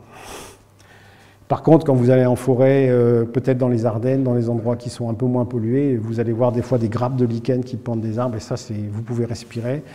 Ça veut dire que l'air est pur. On va s'attarder un peu sur les mycorhizes, les champignons mycorhiziens, donc une association symbiotique entre les plantes et les champignons. Parce que c'est une histoire qui a commencé il y a longtemps, il y a 460 millions d'années. Il y a 460 millions d'années, les premières plantes qui jusque-là étaient uniquement aquatiques ont commencé, si j'ose dire, à poser le pied sur les continents. Et elles ne sont pas sorties de l'eau toutes seules, elles sont sorties accompagnées de champignons. Et la raison pour laquelle elles sont sorties accompagnées de champignons est assez facile à comprendre. Tant que vous êtes une plante aquatique, vous baignez en permanence dans l'eau, et l'eau, ce n'est pas de l'eau pure, c'est de l'eau avec un tas de sels minéraux, etc. Donc vous avez autour de vous tout ce qu'il faut pour vous nourrir. Le soleil arrive par au-dessus, et dans l'eau, vous avez un tas d'éléments nutritifs. Vous prenez un petit peu de calcium, immédiatement, par convection, l'eau autour va ramener le calcium que vous avez consommé, et va vous relivrer, il n'y a rien à faire. Vous pompez et c'est bon. Vous arrivez sur le sol, c'est fini. Si vous pompez le calcium qu'il y a tout autour de vous, il n'y en a plus. Et comme le calcium, ça ne marche pas, vous ne pouvez pas l'avoir. Par contre, si vous êtes associé avec un champignon, lui, le champignon, il va croître, il va aller regarder dans tous les petits interstices qu'on a décrits tout à l'heure, et il va vous mobiliser votre calcium, votre phosphore, etc. Et donc, on sait par des données... c'est presque un travail d'archéologie, en quelque sorte, d'archéologie écologique. On sait que les premières plantes qui sont sorties de l'eau étaient tout de suite accompagnées de champignons. Et ces champignons, ils sont encore très importants jusqu'à aujourd'hui. C'est la forme historique de mycorhizes, si on peut dire. Et c'est des mycorhizes qu'on appelle les mycorhizes à arbuscules, parce que vous voyez, là, au milieu, vous avez une cellule et le champignon rentre dans la cellule et forme un petit arbuscule. Il fait des petites branches comme ça, donc il augmente considérablement sa surface d'échange avec la surface, la cellule. Il donne du phosphore et il récupère du sucre. C'est le sens de la symbiose. Et là, en bas, vous avez un schéma, comment ça se passe. C'est quelque chose qui est assez fascinant parce que ces champignons, ils sont obligatoirement inféodés aux plantes, c'est-à-dire que quand la spore germe à gauche, il faut qu'il y ait une plante tout près. La spore donne lieu à un petit mycélium qui pousse et très très vite, elle se plaque à la surface de la racine et commence vous voyez, à percer des tunnels et à rentrer et à pénétrer un peu plus profondément dans la racine pour faire ces fameux arbuscules dont vous avez une image là-haut. Hein. Alors, ces mycorhizes-là, on considère aujourd'hui qu'elles ont accompagné les plantes terrestres pendant toute leur évolution. On les trouve sur les mousses, sur les fougères, sur les plantes supérieures, qu'elles soient herbacées ou qu'elles soient ligneuses, donc sur les herbes ou sur les arbres, si vous voulez. Et cette forme de mycorhize a sans doute permis, c'est pour ça que le triangle s'élargit, parce que non seulement il y a eu des plantes de plus en plus évoluées, mais leur diversité a cru, et ça c'est sans doute un des mérites de cette symbiose, c'est d'avoir accompagné la création de la biodiversité des plantes. Est-ce que le travail d'archéologie écologique se passe concrètement comment? On regarde, par exemple, dans le nord de l'Allemagne, où on a beaucoup d'ambres, c'est-à-dire c'était de la résine qui s'est quasiment fossilisée, et dans cette résine, on retrouve des spores de champignons, et donc on les compare à des spores actuelles. On peut faire aussi du datage avec du radiocarbone, on peut voir l'âge, et c'est par ce genre de technique-là qu'on fait ça. Comme toujours dans les écosystèmes, quand vous avez le développement d'un système, et c'est peut-être quelque chose qu'on peut voir aussi pour nos sociétés, on sait qu'il y a des civilisations qui sont nées et qui sont mortes. Il y a aussi à un certain moment dans les écosystèmes, quand ils se développent, des cul-de-sac. Et le problème qui s'est posé au fur et à mesure de cette colonisation des espaces terrestres, le gros intérêt pour les plantes de sortir de l'eau et de croître à la surface, c'est qu'elles étaient plus près du soleil, donc plus efficaces en photosynthèse, et donc très vite elles ont appris à grandir en hauteur. Mais pour grandir en hauteur, il faut faire des structures. Vous ne pouvez pas être une petite plante toute frêle et faire 30 mètres de haut, ce n'est pas possible. Donc il faut, au cours de l'évolution, développer des molécules qui vous font de la structure. Et une de ces molécules, ou plutôt un ensemble de molécules, c'est le bois. Pour faire un arbre, il faut du bois. Ça semble crétin comme ça. Mais ensuite, quand vous avez un arbre qui fait 30 mètres, voire 50 mètres, un beau jour, il meurt. Et qu'est-ce que vous faites du bois? Eh bien, on s'est aperçu que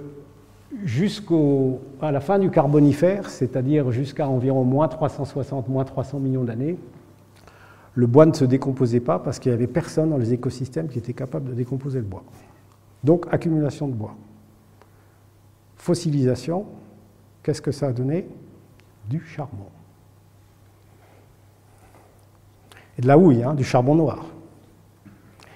Et un beau jour, il y a des champignons qui, par évolution, ont trouvé moyen de décomposer le bois.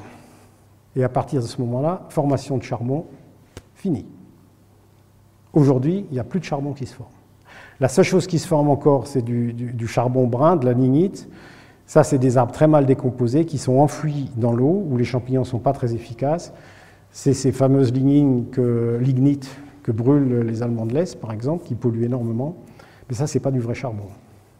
Le vrai charbon, comme il y avait ici à Charleroi, c'est du charbon d'arbres qui ont été fossilisés vers la fin du Carbonifère. Et à partir du moment où les champignons étaient capables de décomposer le bois, c'était fini. Alors la raison pour laquelle vous voyez ces deux images, là, une blanche et une noire, c'est parce que pour décomposer du bois, comme je vous le disais, il y a deux types de molécules essentiellement qui composent le bois. Il y a la lignine et la cellulose. Et dans le cadre de la diversité fonctionnelle, ce n'est pas les mêmes champignons qui décomposent les deux composantes. Vous avez des champignons qui sont capables de décomposer entièrement la lignine, et à ce moment-là, de la lignine, oui, exactement, et à ce moment-là, ce qui vous reste, c'est la cellulose, que vous voyez à droite. Et quand vous regardez un morceau de bois mort qui est très blanc, vous regarderez, il est souvent très flexible, il est très mou. C'est parce que toute la partie ligneuse du bois a été décomposée. À l'inverse, vous avez des champignons qui sont incapables de décomposer la lignine, mais qui par contre qui sont capables de décomposer la lignine, mais qui sont incapables de décomposer la cellulose, mais qui décomposent la lignine. Et à ce moment-là, ce qui vous reste à la fin de la décomposition, c'est un morceau de bois qui est souvent un peu orange et qui est très friable. Et c'est ça qui est assez remarquable dans la structure du bois, c'est que vous avez une molécule qui est très dure, c'est la lignine. À la grande époque de la concurrence entre les Russes et les Américains, qui n'a d'ailleurs jamais vraiment arrêté, ils essayaient de faire des missiles en lignine, parce que la lignine n'est pas détectée par les radars, parce que c'est très dur. Mais le problème, c'est que la lignine, c'est comme le diamant, c'est très dur, mais c'est très friable. Donc ça n'a pas marché, ils ont abandonné. Et donc, quand vous avez enlevé la cellulose qui donne la flexibilité au bois, il vous reste la lignine et à ce moment-là, c'est cassant. Et le bois, c'est un matériau extraordinaire parce que c'est un mélange de flexibilité et de solidité. Et chaque bois est un peu différent, comme on l'a vu tout à l'heure pour la décomposition. Et à partir du moment où vous avez eu des champignons qui ont été capables de décomposer la lignine, c'est là que la nature est quand même parfois toujours bonne pour une surprise.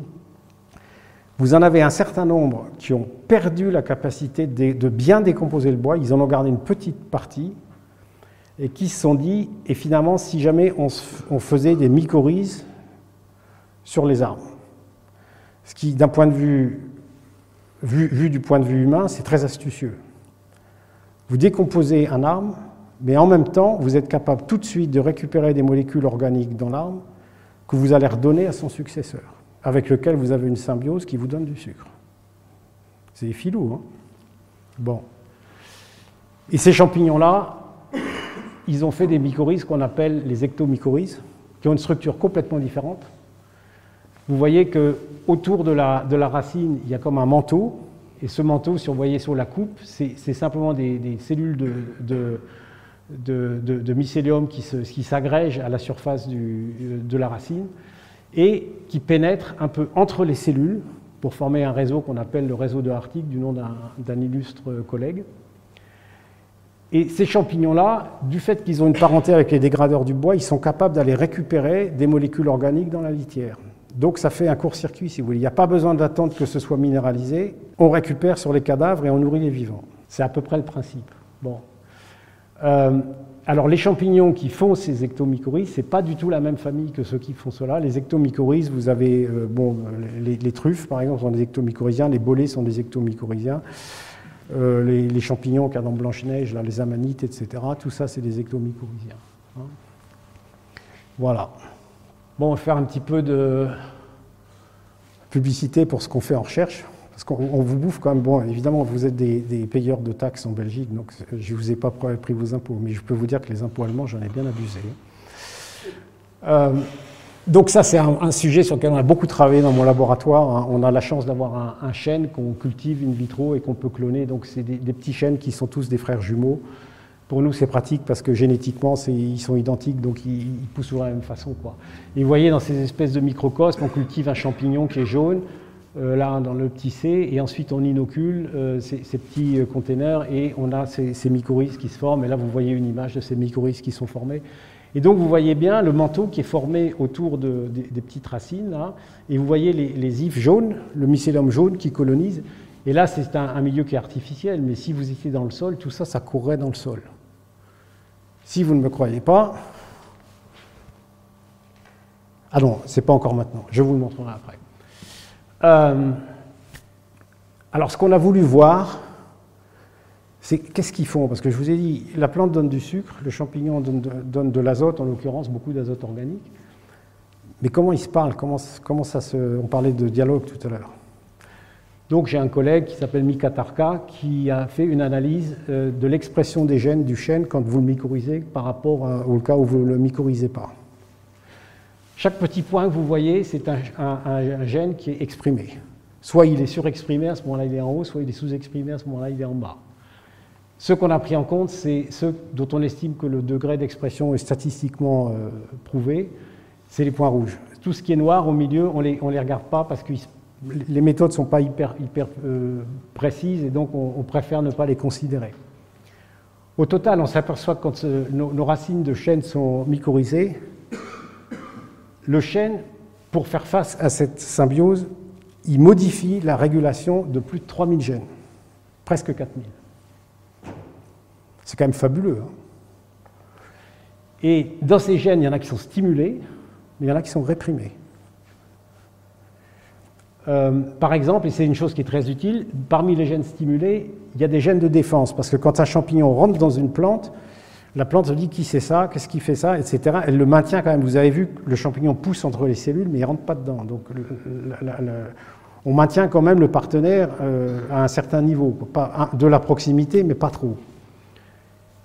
Et l'avantage d'avoir ces défenses dans les plantes mycorhizées qui sont surexprimées, c'est que ça protège le chêne, parce que ça le protège aussi des parasites. Donc un chêne qui est mycorhizé, il se défend mieux contre les parasites. Et pour ceux qui sont réprimés, ben c'est des gènes qui servaient par exemple à mobiliser du phosphore, de l'azote, etc. Parce que là, le champignon fait le boulot, donc vous n'avez plus à le faire. Vous déléguez.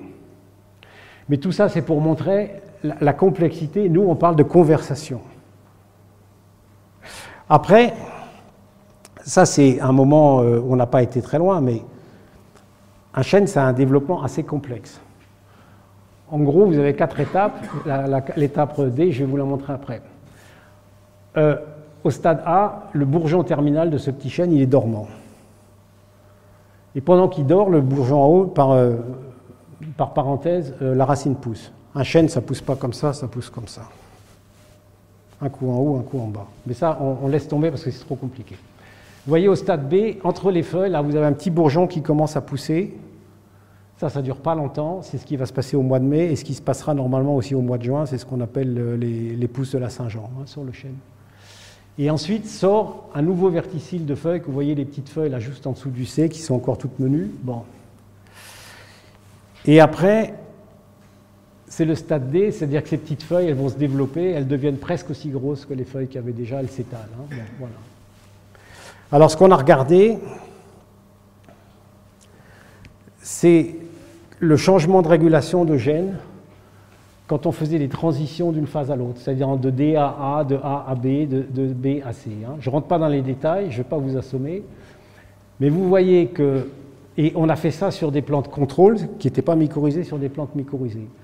Vous voyez que dans le changement entre D et A, là, ce que j'ai surligné en jaune, quand le bourgeon était dormant et qu'il sort, quand il rentre dans sa dormance, pardon, vous avez 3138 gènes qui sont exprimés différentiellement. Je vous passe sur ceux qui sont surexprimés ou sous-exprimés, ce n'est pas important. Si vous mycorhizez la plante, il y en a 3 fois moins. Bon. Quand vous regardez maintenant au niveau des racines, ça c'était au niveau des feuilles, au niveau des racines. Quand vous passez du stade B au stade C, c'est-à-dire le bourgeon qui démarre et puis ensuite qui s'étale, enfin qui fait sa pousse, quoi. Le bourgeon qui sort de sa dormance qui fait sa pousse, vous apercevez que sans le champignon mycorhizien, 4000 gènes exprimés différemment sur le chêne quand il est tout seul. Vous lui branchez un partenaire symbiotique, on tombe de 4000 à 37. C'est-à-dire qu'une plante qui est mycorhizée, c'est une plante qui fonctionne complètement différemment. Et c'est pour ça que nous, personnellement, on a l'habitude de dire les plantes n'ont pas de racines, elles ont des mycorhizes. Je m'excuse d'avoir été un peu compliqué. Maintenant, c'est un sujet dont on parle énormément, ça. C'est le VVV du sol. Wood Wide Web. Wood, c'est pour les forêts. Hein. C'est que comme le montre ce schéma, un arbre qui est mycorhizé, avec le mycélium qui s'étend dans le sol, eh ben, il est capable de se brancher en quelque sorte sur un arbre voisin, qui n'a pas besoin d'être la même espèce. Ils échangent de l'eau, ils échangent des nutriments, ils échangent aussi des molécules de défense, ils échangent des signaux chimiques. Et quand je vous parlais tout à l'heure des 10 000 km de mycélium par mètre carré de sol, c'est à ça que ça ressemble. Quand vous voyez que c'est un peu plus épais, là il y a 2 champignons, il y en a un jaune, il y en a un blanc. Quand vous voyez que c'est un peu plus épais, c'est les mycorhizes. Et quand vous voyez que c'est plus diffus, c'est le mycélium. Et vous voyez l'intensité de cette colonisation. Hein. Et c'est comme ça. Quand vous regardez sous un arbre, ce qui se passe, c'est ça. C'est comme ça que ça marche. Et donc il y a un réseau qui relie les arbres. Pardon. L'échange des points positifs, il n'échange pas aussi des maladies. Pas qu'on sache.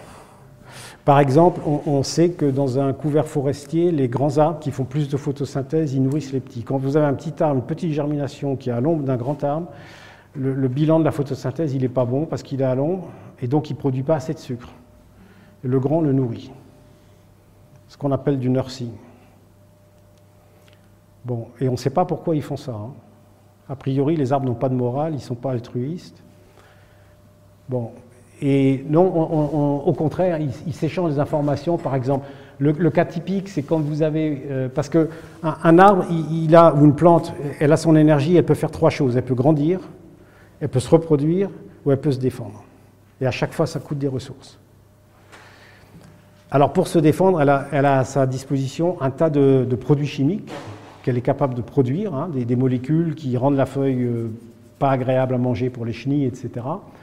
Mais produire ces molécules, ça coûte cher. C'est-à-dire que si vous produisez ces molécules, pendant ce temps-là, vous ne pouvez pas grandir, vous ne pouvez pas vous reproduire, vous ne pouvez pas utiliser l'énergie 2 fois, quoi.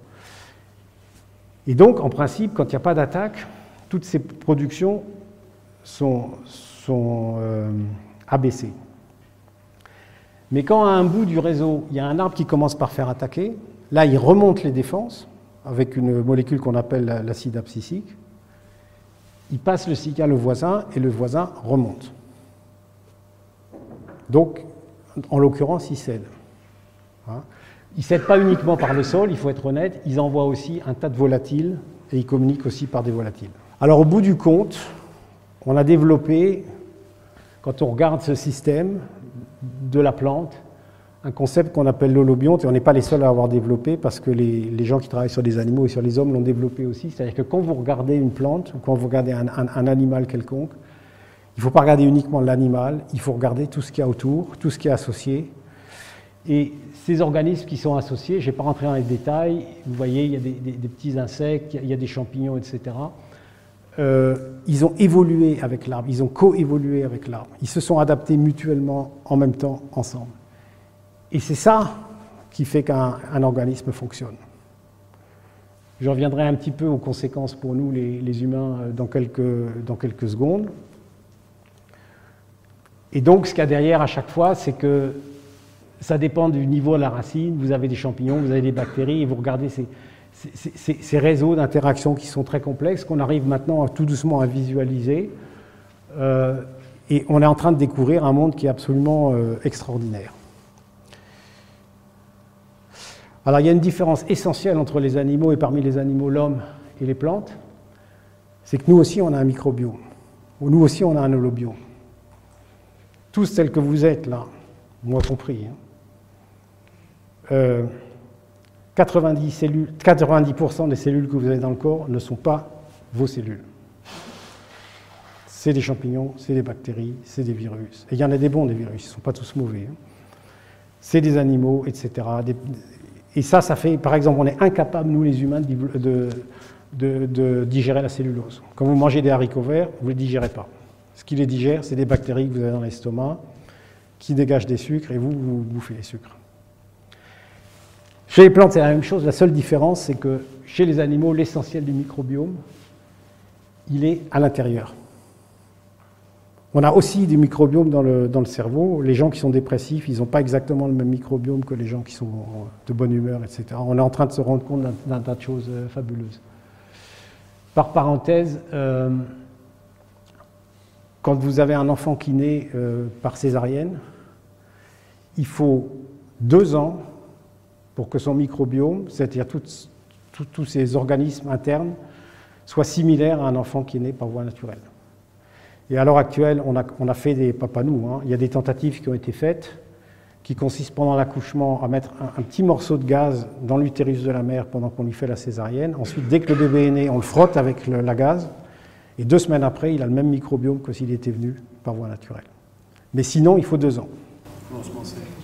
Oui. Quand un enfant naît par césarienne, il faut 2 ans pour que son microbiome devienne normal, par rapport à un enfant qui est né par naissance normale. Et ce qu'on fait des chercheurs maintenant, c'est pendant l'accouchement, pendant qu'on fait la césarienne, on introduit un petit morceau de gaz dans l'utérus, dans le vagin de la femme, de la mère, et dès que l'enfant est sorti, on le frotte un petit peu, et à ce moment-là, au bout de 15 jours, il a déjà un microbiome normal. C'est-à-dire que quand on est par voie naturelle, la mère nous inocule le microbiome, parce qu'on sait que dans le placenta, il n'y en a pas. Le bébé, il vit dans une bulle, il est stérile. Bon. Chez les plantes, l'essentiel du microbiome, il est à l'extérieur. En fait, l'appareil digestif des plantes, c'est le sol. Parce que quand la plante meurt, elle est décomposée, il y a des éléments qui sont régénérés, et elle ne digère pas, elle n'a pas d'estomac, elle n'a pas d'intestin, elle n'a rien. Elle n'a pas de système pour détoxifier, elle n'a pas de rein, elle n'est pas capable de détoxifier l'urée comme nous avec des reins.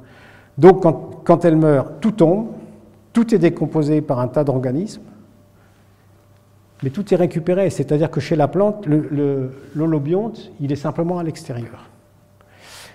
Et il y a une partie qui est aussi transmise, comme on l'a vu parce qu'ils sont reliés ensemble, de plante à plante. Et c'est la raison pour laquelle je vous disais tout à l'heure qu'on commence à ne plus savoir ce que c'est qu'un individu, nous biologistes. Dernièrement, j'ai eu la joie d'évaluer une demande de projet d'un philosophe qui s'interrogeait exactement pour savoir quelles étaient les conséquences de cette notion d'holobionte sur la façon dont est défini un individu. Comme quand je fais des revues, des évaluations de projets, c'est confidentiel. Je ne peux pas dire qui c'est. Mais je peux vous dire que j'ai eu beaucoup de plaisir à faire cette évaluation. Donc c'est quand même quelque chose qui est quand même assez extraordinaire. Bon, donc c'est ce que je disais, voilà, qui questionne le concept des limites d'un individu. On va revenir au sol et on va passer à une partie de la soirée qui est un peu moins réjouissante. Ça, c'est la carte de dégradation des sols.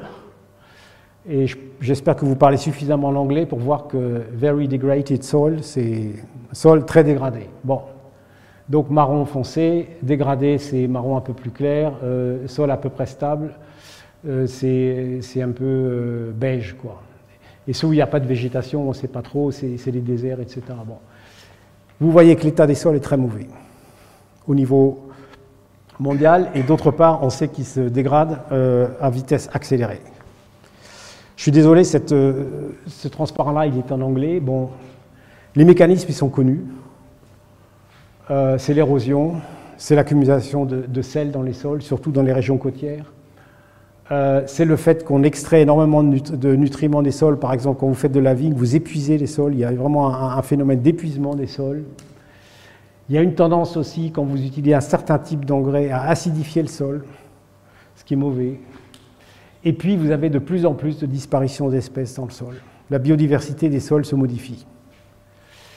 Alors, les agents qui sont en activité là-dessus, bon, c'est le climat, évidemment, parce que ce n'est pas le même phénomène partout. C'est ce qu'on appelle la physiogéographie, c'est-à-dire c'est un ensemble de facteurs qui fait que un sol n'est pas du tout dans les mêmes conditions s'il est en Amazone que si jamais il est, par exemple, dans la toundra. Donc c'est tout un ensemble de choses. Bon, il y a la forme d'utilisation des sols. Les sols forestiers se dégradent moins vite que les sols agricoles, surtout quand ils sont bons. Et il y a aussi des facteurs socio-économiques qui sont importants, des pratiques culturelles qui sont assez importantes. Il y a des civilisations qui arrivent mieux à gérer leur sol que d'autres. Par exemple, tant qu'il n'y avait pas le barrage d'Assouan, les Égyptiens géraient très bien leur sol. Bon, il faut dire qu'ils étaient gâtés parce qu'il y avait la crue du Nil qui apportait un tas de choses et donc ils n'avaient pas grand-chose à faire, ça marchait tout seul. La seule chose qu'il ne fallait pas faire, c'est un barrage et c'est ce qu'ils ont fait. Donc maintenant, les sols égyptiens sont en train de se dégrader. Et puis les causes directes, c'est la déforestation, c'est la conversion de l'utilisation, c'est ce qu'on appelle le extractive farming, c'est-à-dire que vous prenez au sol beaucoup, sans rien lui redonner. Quand on a commencé à avoir des problèmes d'énergie, notre chère Commission européenne a eu une idée géniale de se dire mais finalement les arbres ça a des racines, au lieu de les couper et de les brûler, on pourrait peut-être les déraciner complètement, et puis les récolter entiers en les déracinant à la période de végétation pour brûler aussi les feuilles. On a fait des essais, catastrophe. La quantité d'azote dans le sol, en l'espace de 3 ans, elle est écroulée, complètement écroulée après une telle... C'est-à-dire qu'il faut rendre un peu au sol, on ne peut pas tout lui prendre, quoi. Il faut lui rendre des choses. Bon. L'irrigation non appropriée, ça c'est très important. Quand vous irriguez un sol dans une région aride, vous risquez énormément de créer des problèmes de salinité. Travail du sol trop important, le labourage, on y revient toujours. Et puis la façon dont on les gère, bon, le phénomène du surpiétinement des sols quand vous avez une densité de bétail qui est trop importante, etc. Je ne rentre pas dans les détails, mais les causes sont connues. On voit donc au sud du Sahara, là, on a une bande de sol très dégradé. Ouais. C'est dû à quoi? J'imaginais que là c'était plutôt... Ah non, parce que ça, c'est surtout parce que c'est l'endroit où la désertification se produit. Voilà. Et ça correspond au fait que les populations locales surexploitent les arbres, densité de bétail trop importante, etc. Donc, c'est pas des bons sols. Hein. Quand on dit un sol dégradé, on parle en l'occurrence, là, on part d'un sol mauvais pour un sol très mauvais. On ne parle pas d'un bon sol. Mais un sol mauvais qui se dégrade en très mauvais, il est dégradé. Ça ne veut pas dire que c'était des super sols dès le départ. Bah ça, c'est parce que les Russes, ils ont la chance d'avoir un territoire immense. Et ils y touchent quand même, mais ils y touchent en partie, là, pour toute la partie non européenne, après l'Oural. Là, vous voyez bien, c'est l'Oural. Hein. Là, en haut, ça se coupe. Là commence la Sibérie, c'est de la forêt. Et, ouais. Bon, il y a quand même des problèmes parce qu'il y a des feux de forêt, etc. C'est pas si simple que ça, mais bon, ça peut aller, quoi. Bon, alors,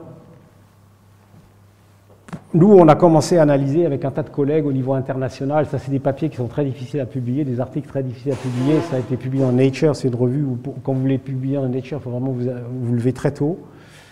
Mais en gros, le concept qu'on est arrivé, c'est que quand vous avez un sol qui est en bonne santé, qui n'est pas surchargé, qu'on ne surexploite pas, vous avez un réseau de vie qui est complexe. Et cette complexité, c'est une assurance vie. Parce qu'à cause de cette redondance fonctionnelle, ça fait que le sol pourra réagir à une sécheresse, à un problème donné à un moment donné. Et quand par contre vous simplifiez, vous intensifiez l'exploitation du sol, vous simplifiez le réseau. Et en fait, on peut faire un certain parallèle avec nos sociétés. Dans une société, quand les jeunes communiquent avec les vieux, quand les pauvres communiquent avec les riches, quand il y a du brassage, de la communication, la société est beaucoup plus stable, beaucoup plus solide que quand chacun est dans son petit coin et en plus, au sein de chacune de ces cases qui pourraient représenter par exemple les champignons, les plantes, etc., il y a un appauvrissement. C'est-à-dire que non seulement le réseau se délite, mais en plus, chaque case du réseau s'appauvrit. Alors qu'est-ce qu'on fait quand ça se passe comme ça? On compense. Et comment on compense? On leur met une couche. C'est-à-dire qu'on travaille encore plus le sol, on met encore plus d'engrais, on met encore plus de pesticides. Et en fait, quand vous avez ce tracteur, je ne sais pas s'il met des pesticides ou des engrais à ce moment-là, le tracteur, il consomme du diesel, les produits chimiques, c'est du pétrole transformé, et il y a une activiste indienne très respectée dans le monde qui a le prix Nobel alternatif, qui s'appelle Vandana Shiva, qui avait écrit « Soil, not oil ». Parce que sa thèse, ou l'image qu'elle prenait, c'est quand vous exploitez un sol comme ça, en fait, indirectement, c'est comme si vous mettiez du pétrole sur votre sol. Vous ne mettez pas vraiment du pétrole sur le sol, mais c'est à peu près ça. Et en fait, quand vous regardez la productivité d'un sol, que vous déduisez de la biomasse de plantes que vous produisez, tous les intrants que vous avez mis, vous vous apercevez qu'en fait, le rendement, il n'est pas si génial que ça.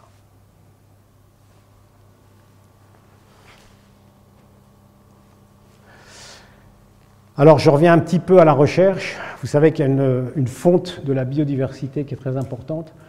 Ça, c'est une expérience qui a eu lieu à Iéna, qui est connue dans le monde entier, où sur ces petites parcelles que vous voyez, on a planté soit une plante, une espèce de plante, soit 2 espèces, 4 espèces, 8 espèces, 16 espèces, 32 espèces. Donc le nombre de plantes, là, il est donné en bas, hein, de 0 à 60, on est monté jusqu'à 64. Et on a regardé, pour ce qui poussait au-dessus du sol, c'est les deux premiers, c'est A et B, comment en fonction de l'augmentation du nombre d'espèces de plantes, évoluer l'abondance et la richesse en espèces des différents groupes. Et vous voyez que ça augmente toujours. Il n'y a qu'une seule courbe qui n'augmente pas pour la partie supérieure, c'est la courbe qui est en vert pâle, qui descend. Et vous savez ce que c'est? C'est les plantes invasives. Elles n'aiment pas quand il y a de la biodiversité parce qu'elles ont plus de mal. Mais pour le reste, tout augmente. Et dans le sol, même topo, il y a une augmentation de l'abondance et il y a aussi une augmentation de la diversité. Et les mycorhizes sont quelque part là au milieu entre la macrofaune et les colomboles. Donc tout ça, ça augmente. Ça, c'est les gros papiers auxquels j'ai eu l'honneur de participer. Vous voyez le nombre d'auteurs qu'il y a, hein, c'est des très gros consortiums. Ça demande énormément de travail. Et donc, si vous regardez quelque part, il y a mon nom, mais ça, c'est pas grave. On a fait une autre étude où là, on a regardé l'importance de l'intensité de l'utilisation des sols. Et dans cet exemple-là, on s'est adressé à des prairies qui sont soit des prairies artificielles semées, soit à l'autre extrême, des prairies naturelles sur lesquelles on fait paître des moutons et où il y a un petit peu de végétation arborée qui vient. Et on a regardé en fonction de l'intensité de l'utilisation des sols, c'est ce qu'on appelle le LUI, quelque part, voilà, c'est en bas, LUI, hein, c'est Land Use Intensity. On a créé un index d'intensité des sols, et vous voyez que plus l'intensité de l'utilisation du sol augmente, plus la diversité au-dessus du sol, les oiseaux, les insectes, etc., baisse.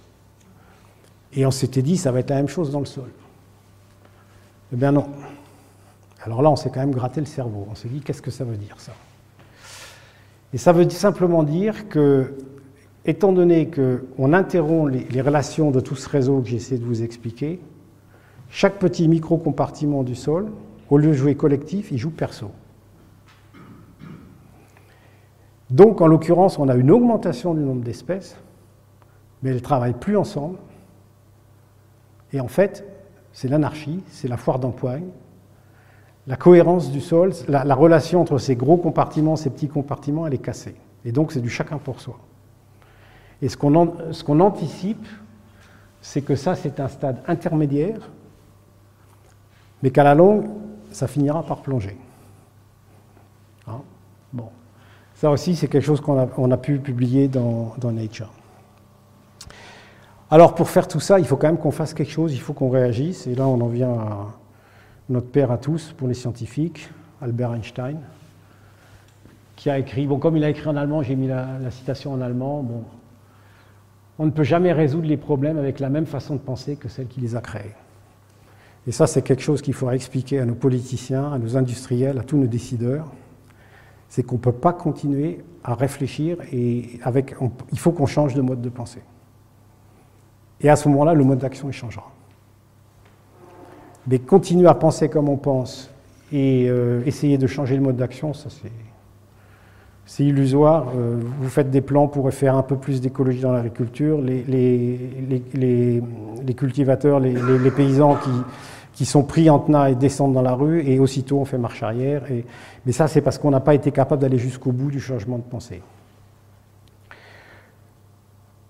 Alors là, je voudrais vous montrer une expérience qu'on fait dans notre centre de recherche qui court. Ça a coûté très cher, hein, ça je peux vous dire. Le contribuable allemand, il a payé 4 millions pour cette affaire-là. Bon, avec ces toits, vous voyez que en dessous des toits, là, la végétation est différente. On compare 5 types d'utilisation des surfaces, soit en prairie, soit en agriculture, soit bio, soit intensive, classique. Et ces toits, ils servent simplement à les fermer quand il pleut ou à les fermer la nuit. Quand on les ferme la nuit, la température chute moins, donc on simule le changement climatique. Et en même temps, on co-manipule cette simulation du changement climatique avec différents types d'utilisation des surfaces.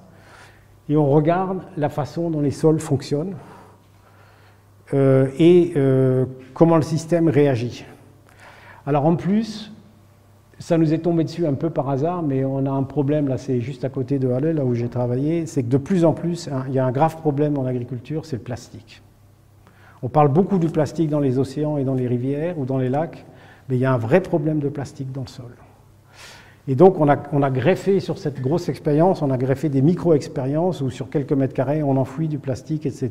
Et on regarde quelle est l'influence en fonction de l'utilisation de la surface et en fonction du changement climatique, quelle est l'influence sur la dégradation du plastique et sur les organismes qui sont impliqués. La mauvaise nouvelle, c'est que quand vous mettez du plastique dans un sol, vous augmentez le nombre de pathogènes des plantes. Parce qu'il se trouve que les organismes qui dégradent le plastique sont pathogènes des plantes. Et si en plus, vous utilisez votre surface de façon intensive, c'est encore plus.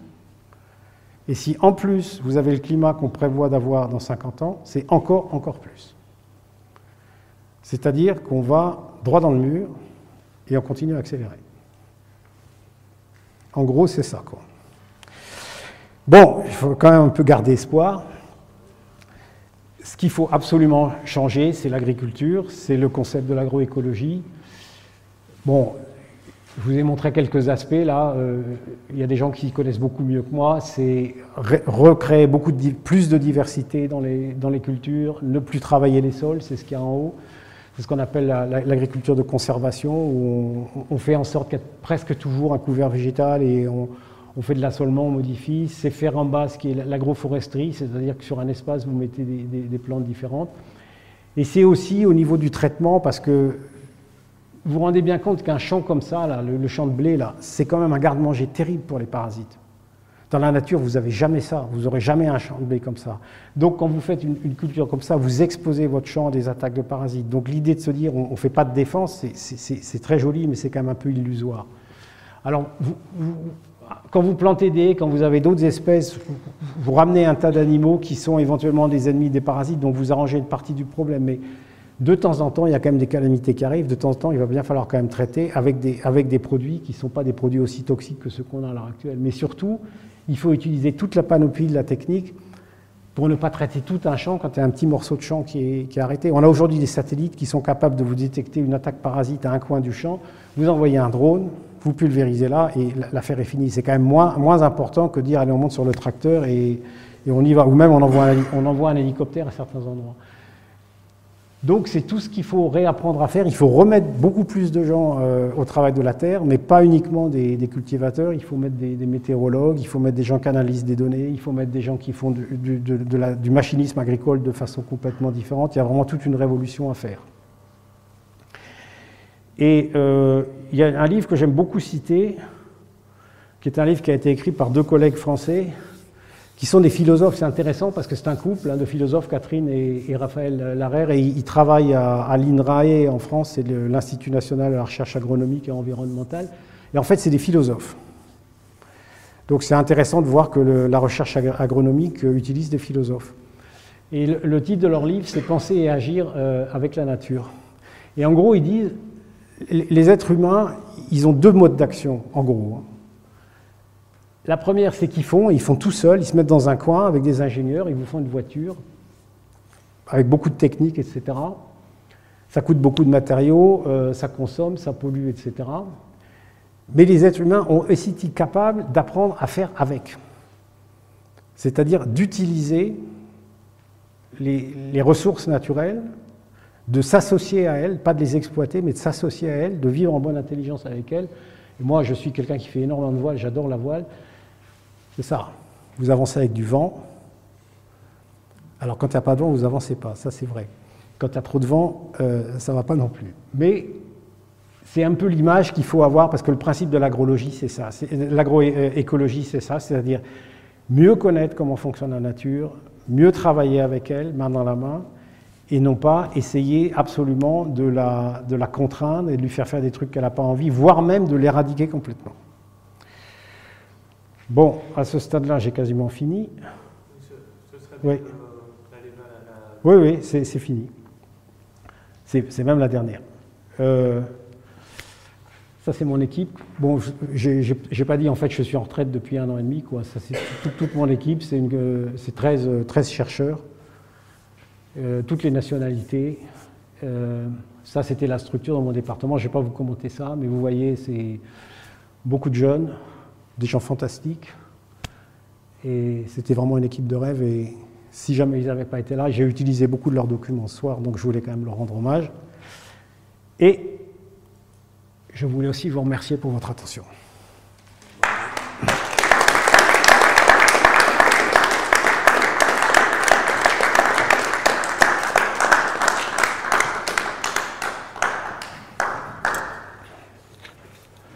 Donc, si vous avez des questions, si on a encore le temps, je ne sais pas.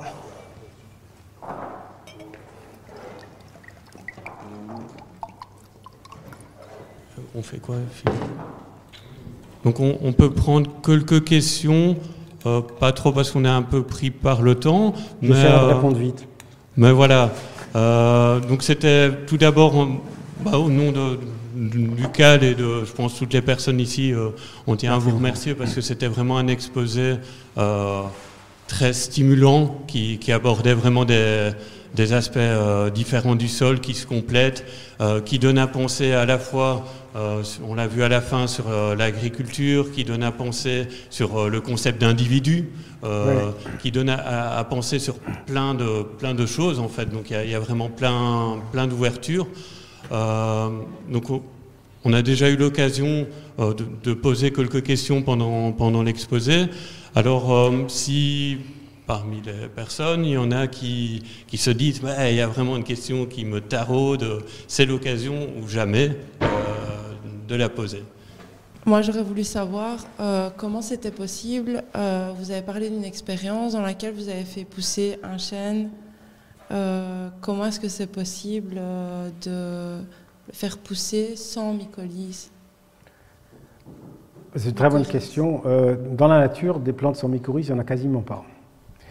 Les seules plantes qui ne font pas d'amycorhize, c'est ce qu'on appelle des plantes pionnières ou des plantes rudérales, dont sont issues d'ailleurs certaines plantes de culture, comme la betterave. La betterave ne fait pas de mycorhize. Mais ce sont des plantes qui arrivent sur des milieux en principe très dégradés. Et quand vous dégradez, quand vous faites un cataclysme dans un sol, que vous enlevez tout, il y a beaucoup de litière qui est minéralisée, donc il y a beaucoup de ressources. Et les premières plantes qui arrivent n'ont pas besoin de mycorhize parce que c'est enrichi. Et à ce moment-là, elles profitent pendant un petit bout de temps pour coloniser le milieu. Mais très vite, elles épuisent les ressources et à ce moment-là, elles sont remplacées. Donc c'est des plantes pionnières qui n'ont pas besoin de mycorhize, mais c'est quelques pourcents d'espèces de plantes qui font ça. Oui, c'est ce qu'on peut dire. Mais sinon, toutes les autres, dans les milieux naturels, sont mycorhizées. Il faut dire que dans un champ, quand vous mettez beaucoup d'engrais dans un champ, des plantes qui seraient capables de faire des mycorhizes n'en font pas, parce que la plante n'a pas besoin de donner beaucoup de sucre à un champignon quand on lui donne les ressources en azote et en phosphore dont on a besoin. Mais à ce moment-là, elle perd tous les autres avantages de la mycorhisation. C'est-à-dire que si jamais il y a une sécheresse, si jamais il y a des attaques de parasites, tout ça c'est perdu. Et du coup, on a besoin de plus de pesticides pour... voilà. En gros, c'est ça, quoi. Mais sinon, 90%, 95% des plantes dans la nature sont mycorhizées. Oui, d'abord, je voulais remercier parce que ça dépasse mes attentes. Son nom, c'est notre conférence. Le micro. Voilà. Et alors, je me demandais, qu'est-ce qu'on peut faire ? Ça marche, là ? Oui. Oui. Qu'est-ce qu'on peut faire à son niveau quand on a un petit potager, qu'est-ce que vous conseillez ? Bien sûr, j'ai cru comprendre plutôt la permaculture, mais voilà, qu'est-ce que vous pouvez nous conseiller ? Oui. Merci. Faites de la permaculture. Vous savez qu'on a déjà fait des analyses, les jardiniers du dimanche, ou les jardiniers amateurs, là, c'est des gros consommateurs de produits chimiques. Hein. Et il y en a qui ont dans leur garage ou dans leur cave des produits chimiques qui sont interdits depuis longtemps et qui continuent à utiliser. Donc faites pas ça. Faites de la permaculture, cultivez des choses locales, achetez des semences locales. Ne faites pas des vacances, je ne sais pas quoi, dans le sud de l'Espagne et ensuite essayez à tout crin de faire pousser une plante espagnole chez vous qui va vous coûter des tonnes de soins. Prenez des variétés locales, rustiques, faites un compost dans votre jardin, utilisez votre compost. C'est des mesures de bon sens. Hein. Et puis, si de temps en temps, vos tomates ne donnent pas, ben elles ne donnent pas, puis c'est tout, quoi. C'est pas une catastrophe. Les agriculteurs ont l'habitude de ça. Il y a des années, des bonnes années, puis il y a des mauvaises années. Hein. Oui, c'est des mesures simples. Hein.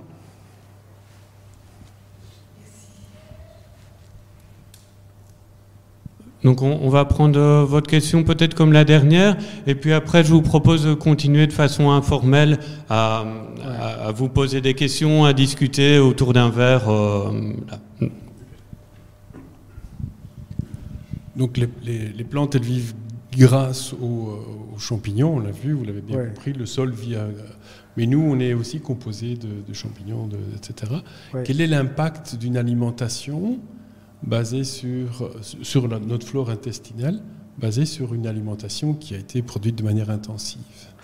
Alors ça, c'est une question pour laquelle on n'a pas une réponse absolue. Ce qu'on sait, c'est que les différentes populations du monde, dans les différentes régions du monde, tout le monde ne se nourrit pas de la même façon.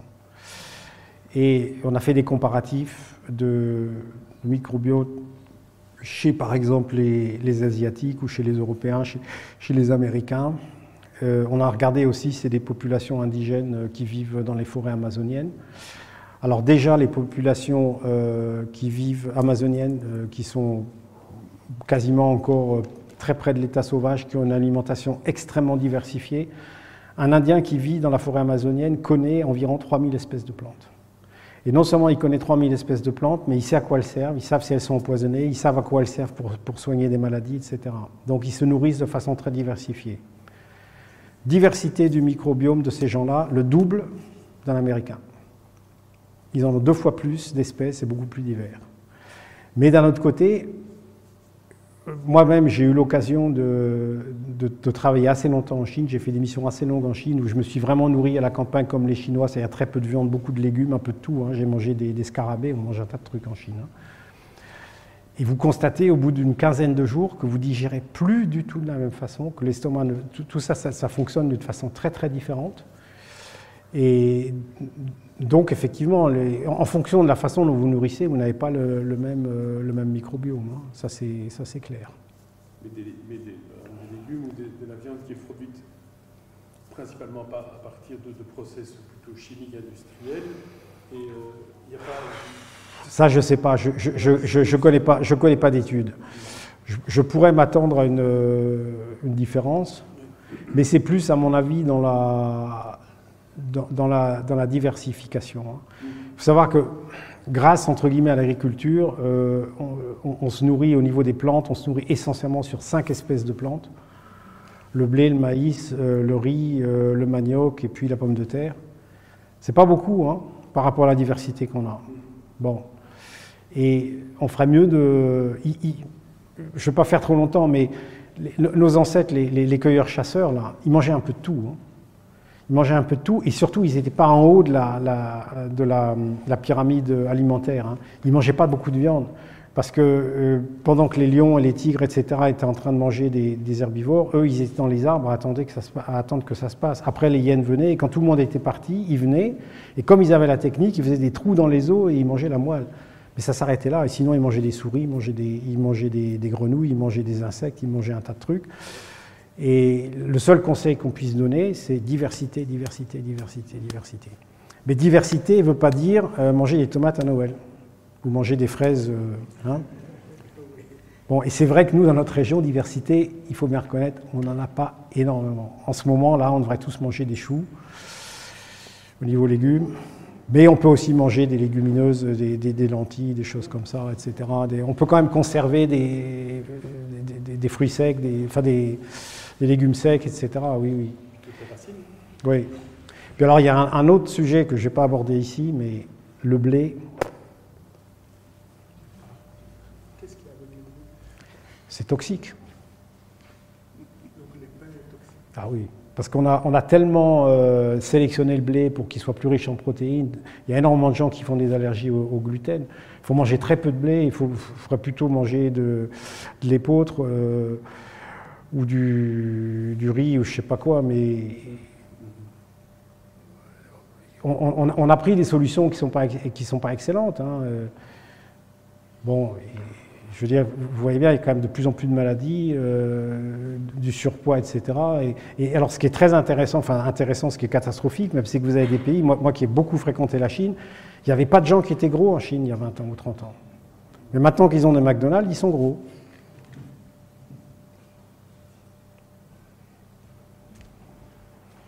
Voilà, merci beaucoup. Merci beaucoup.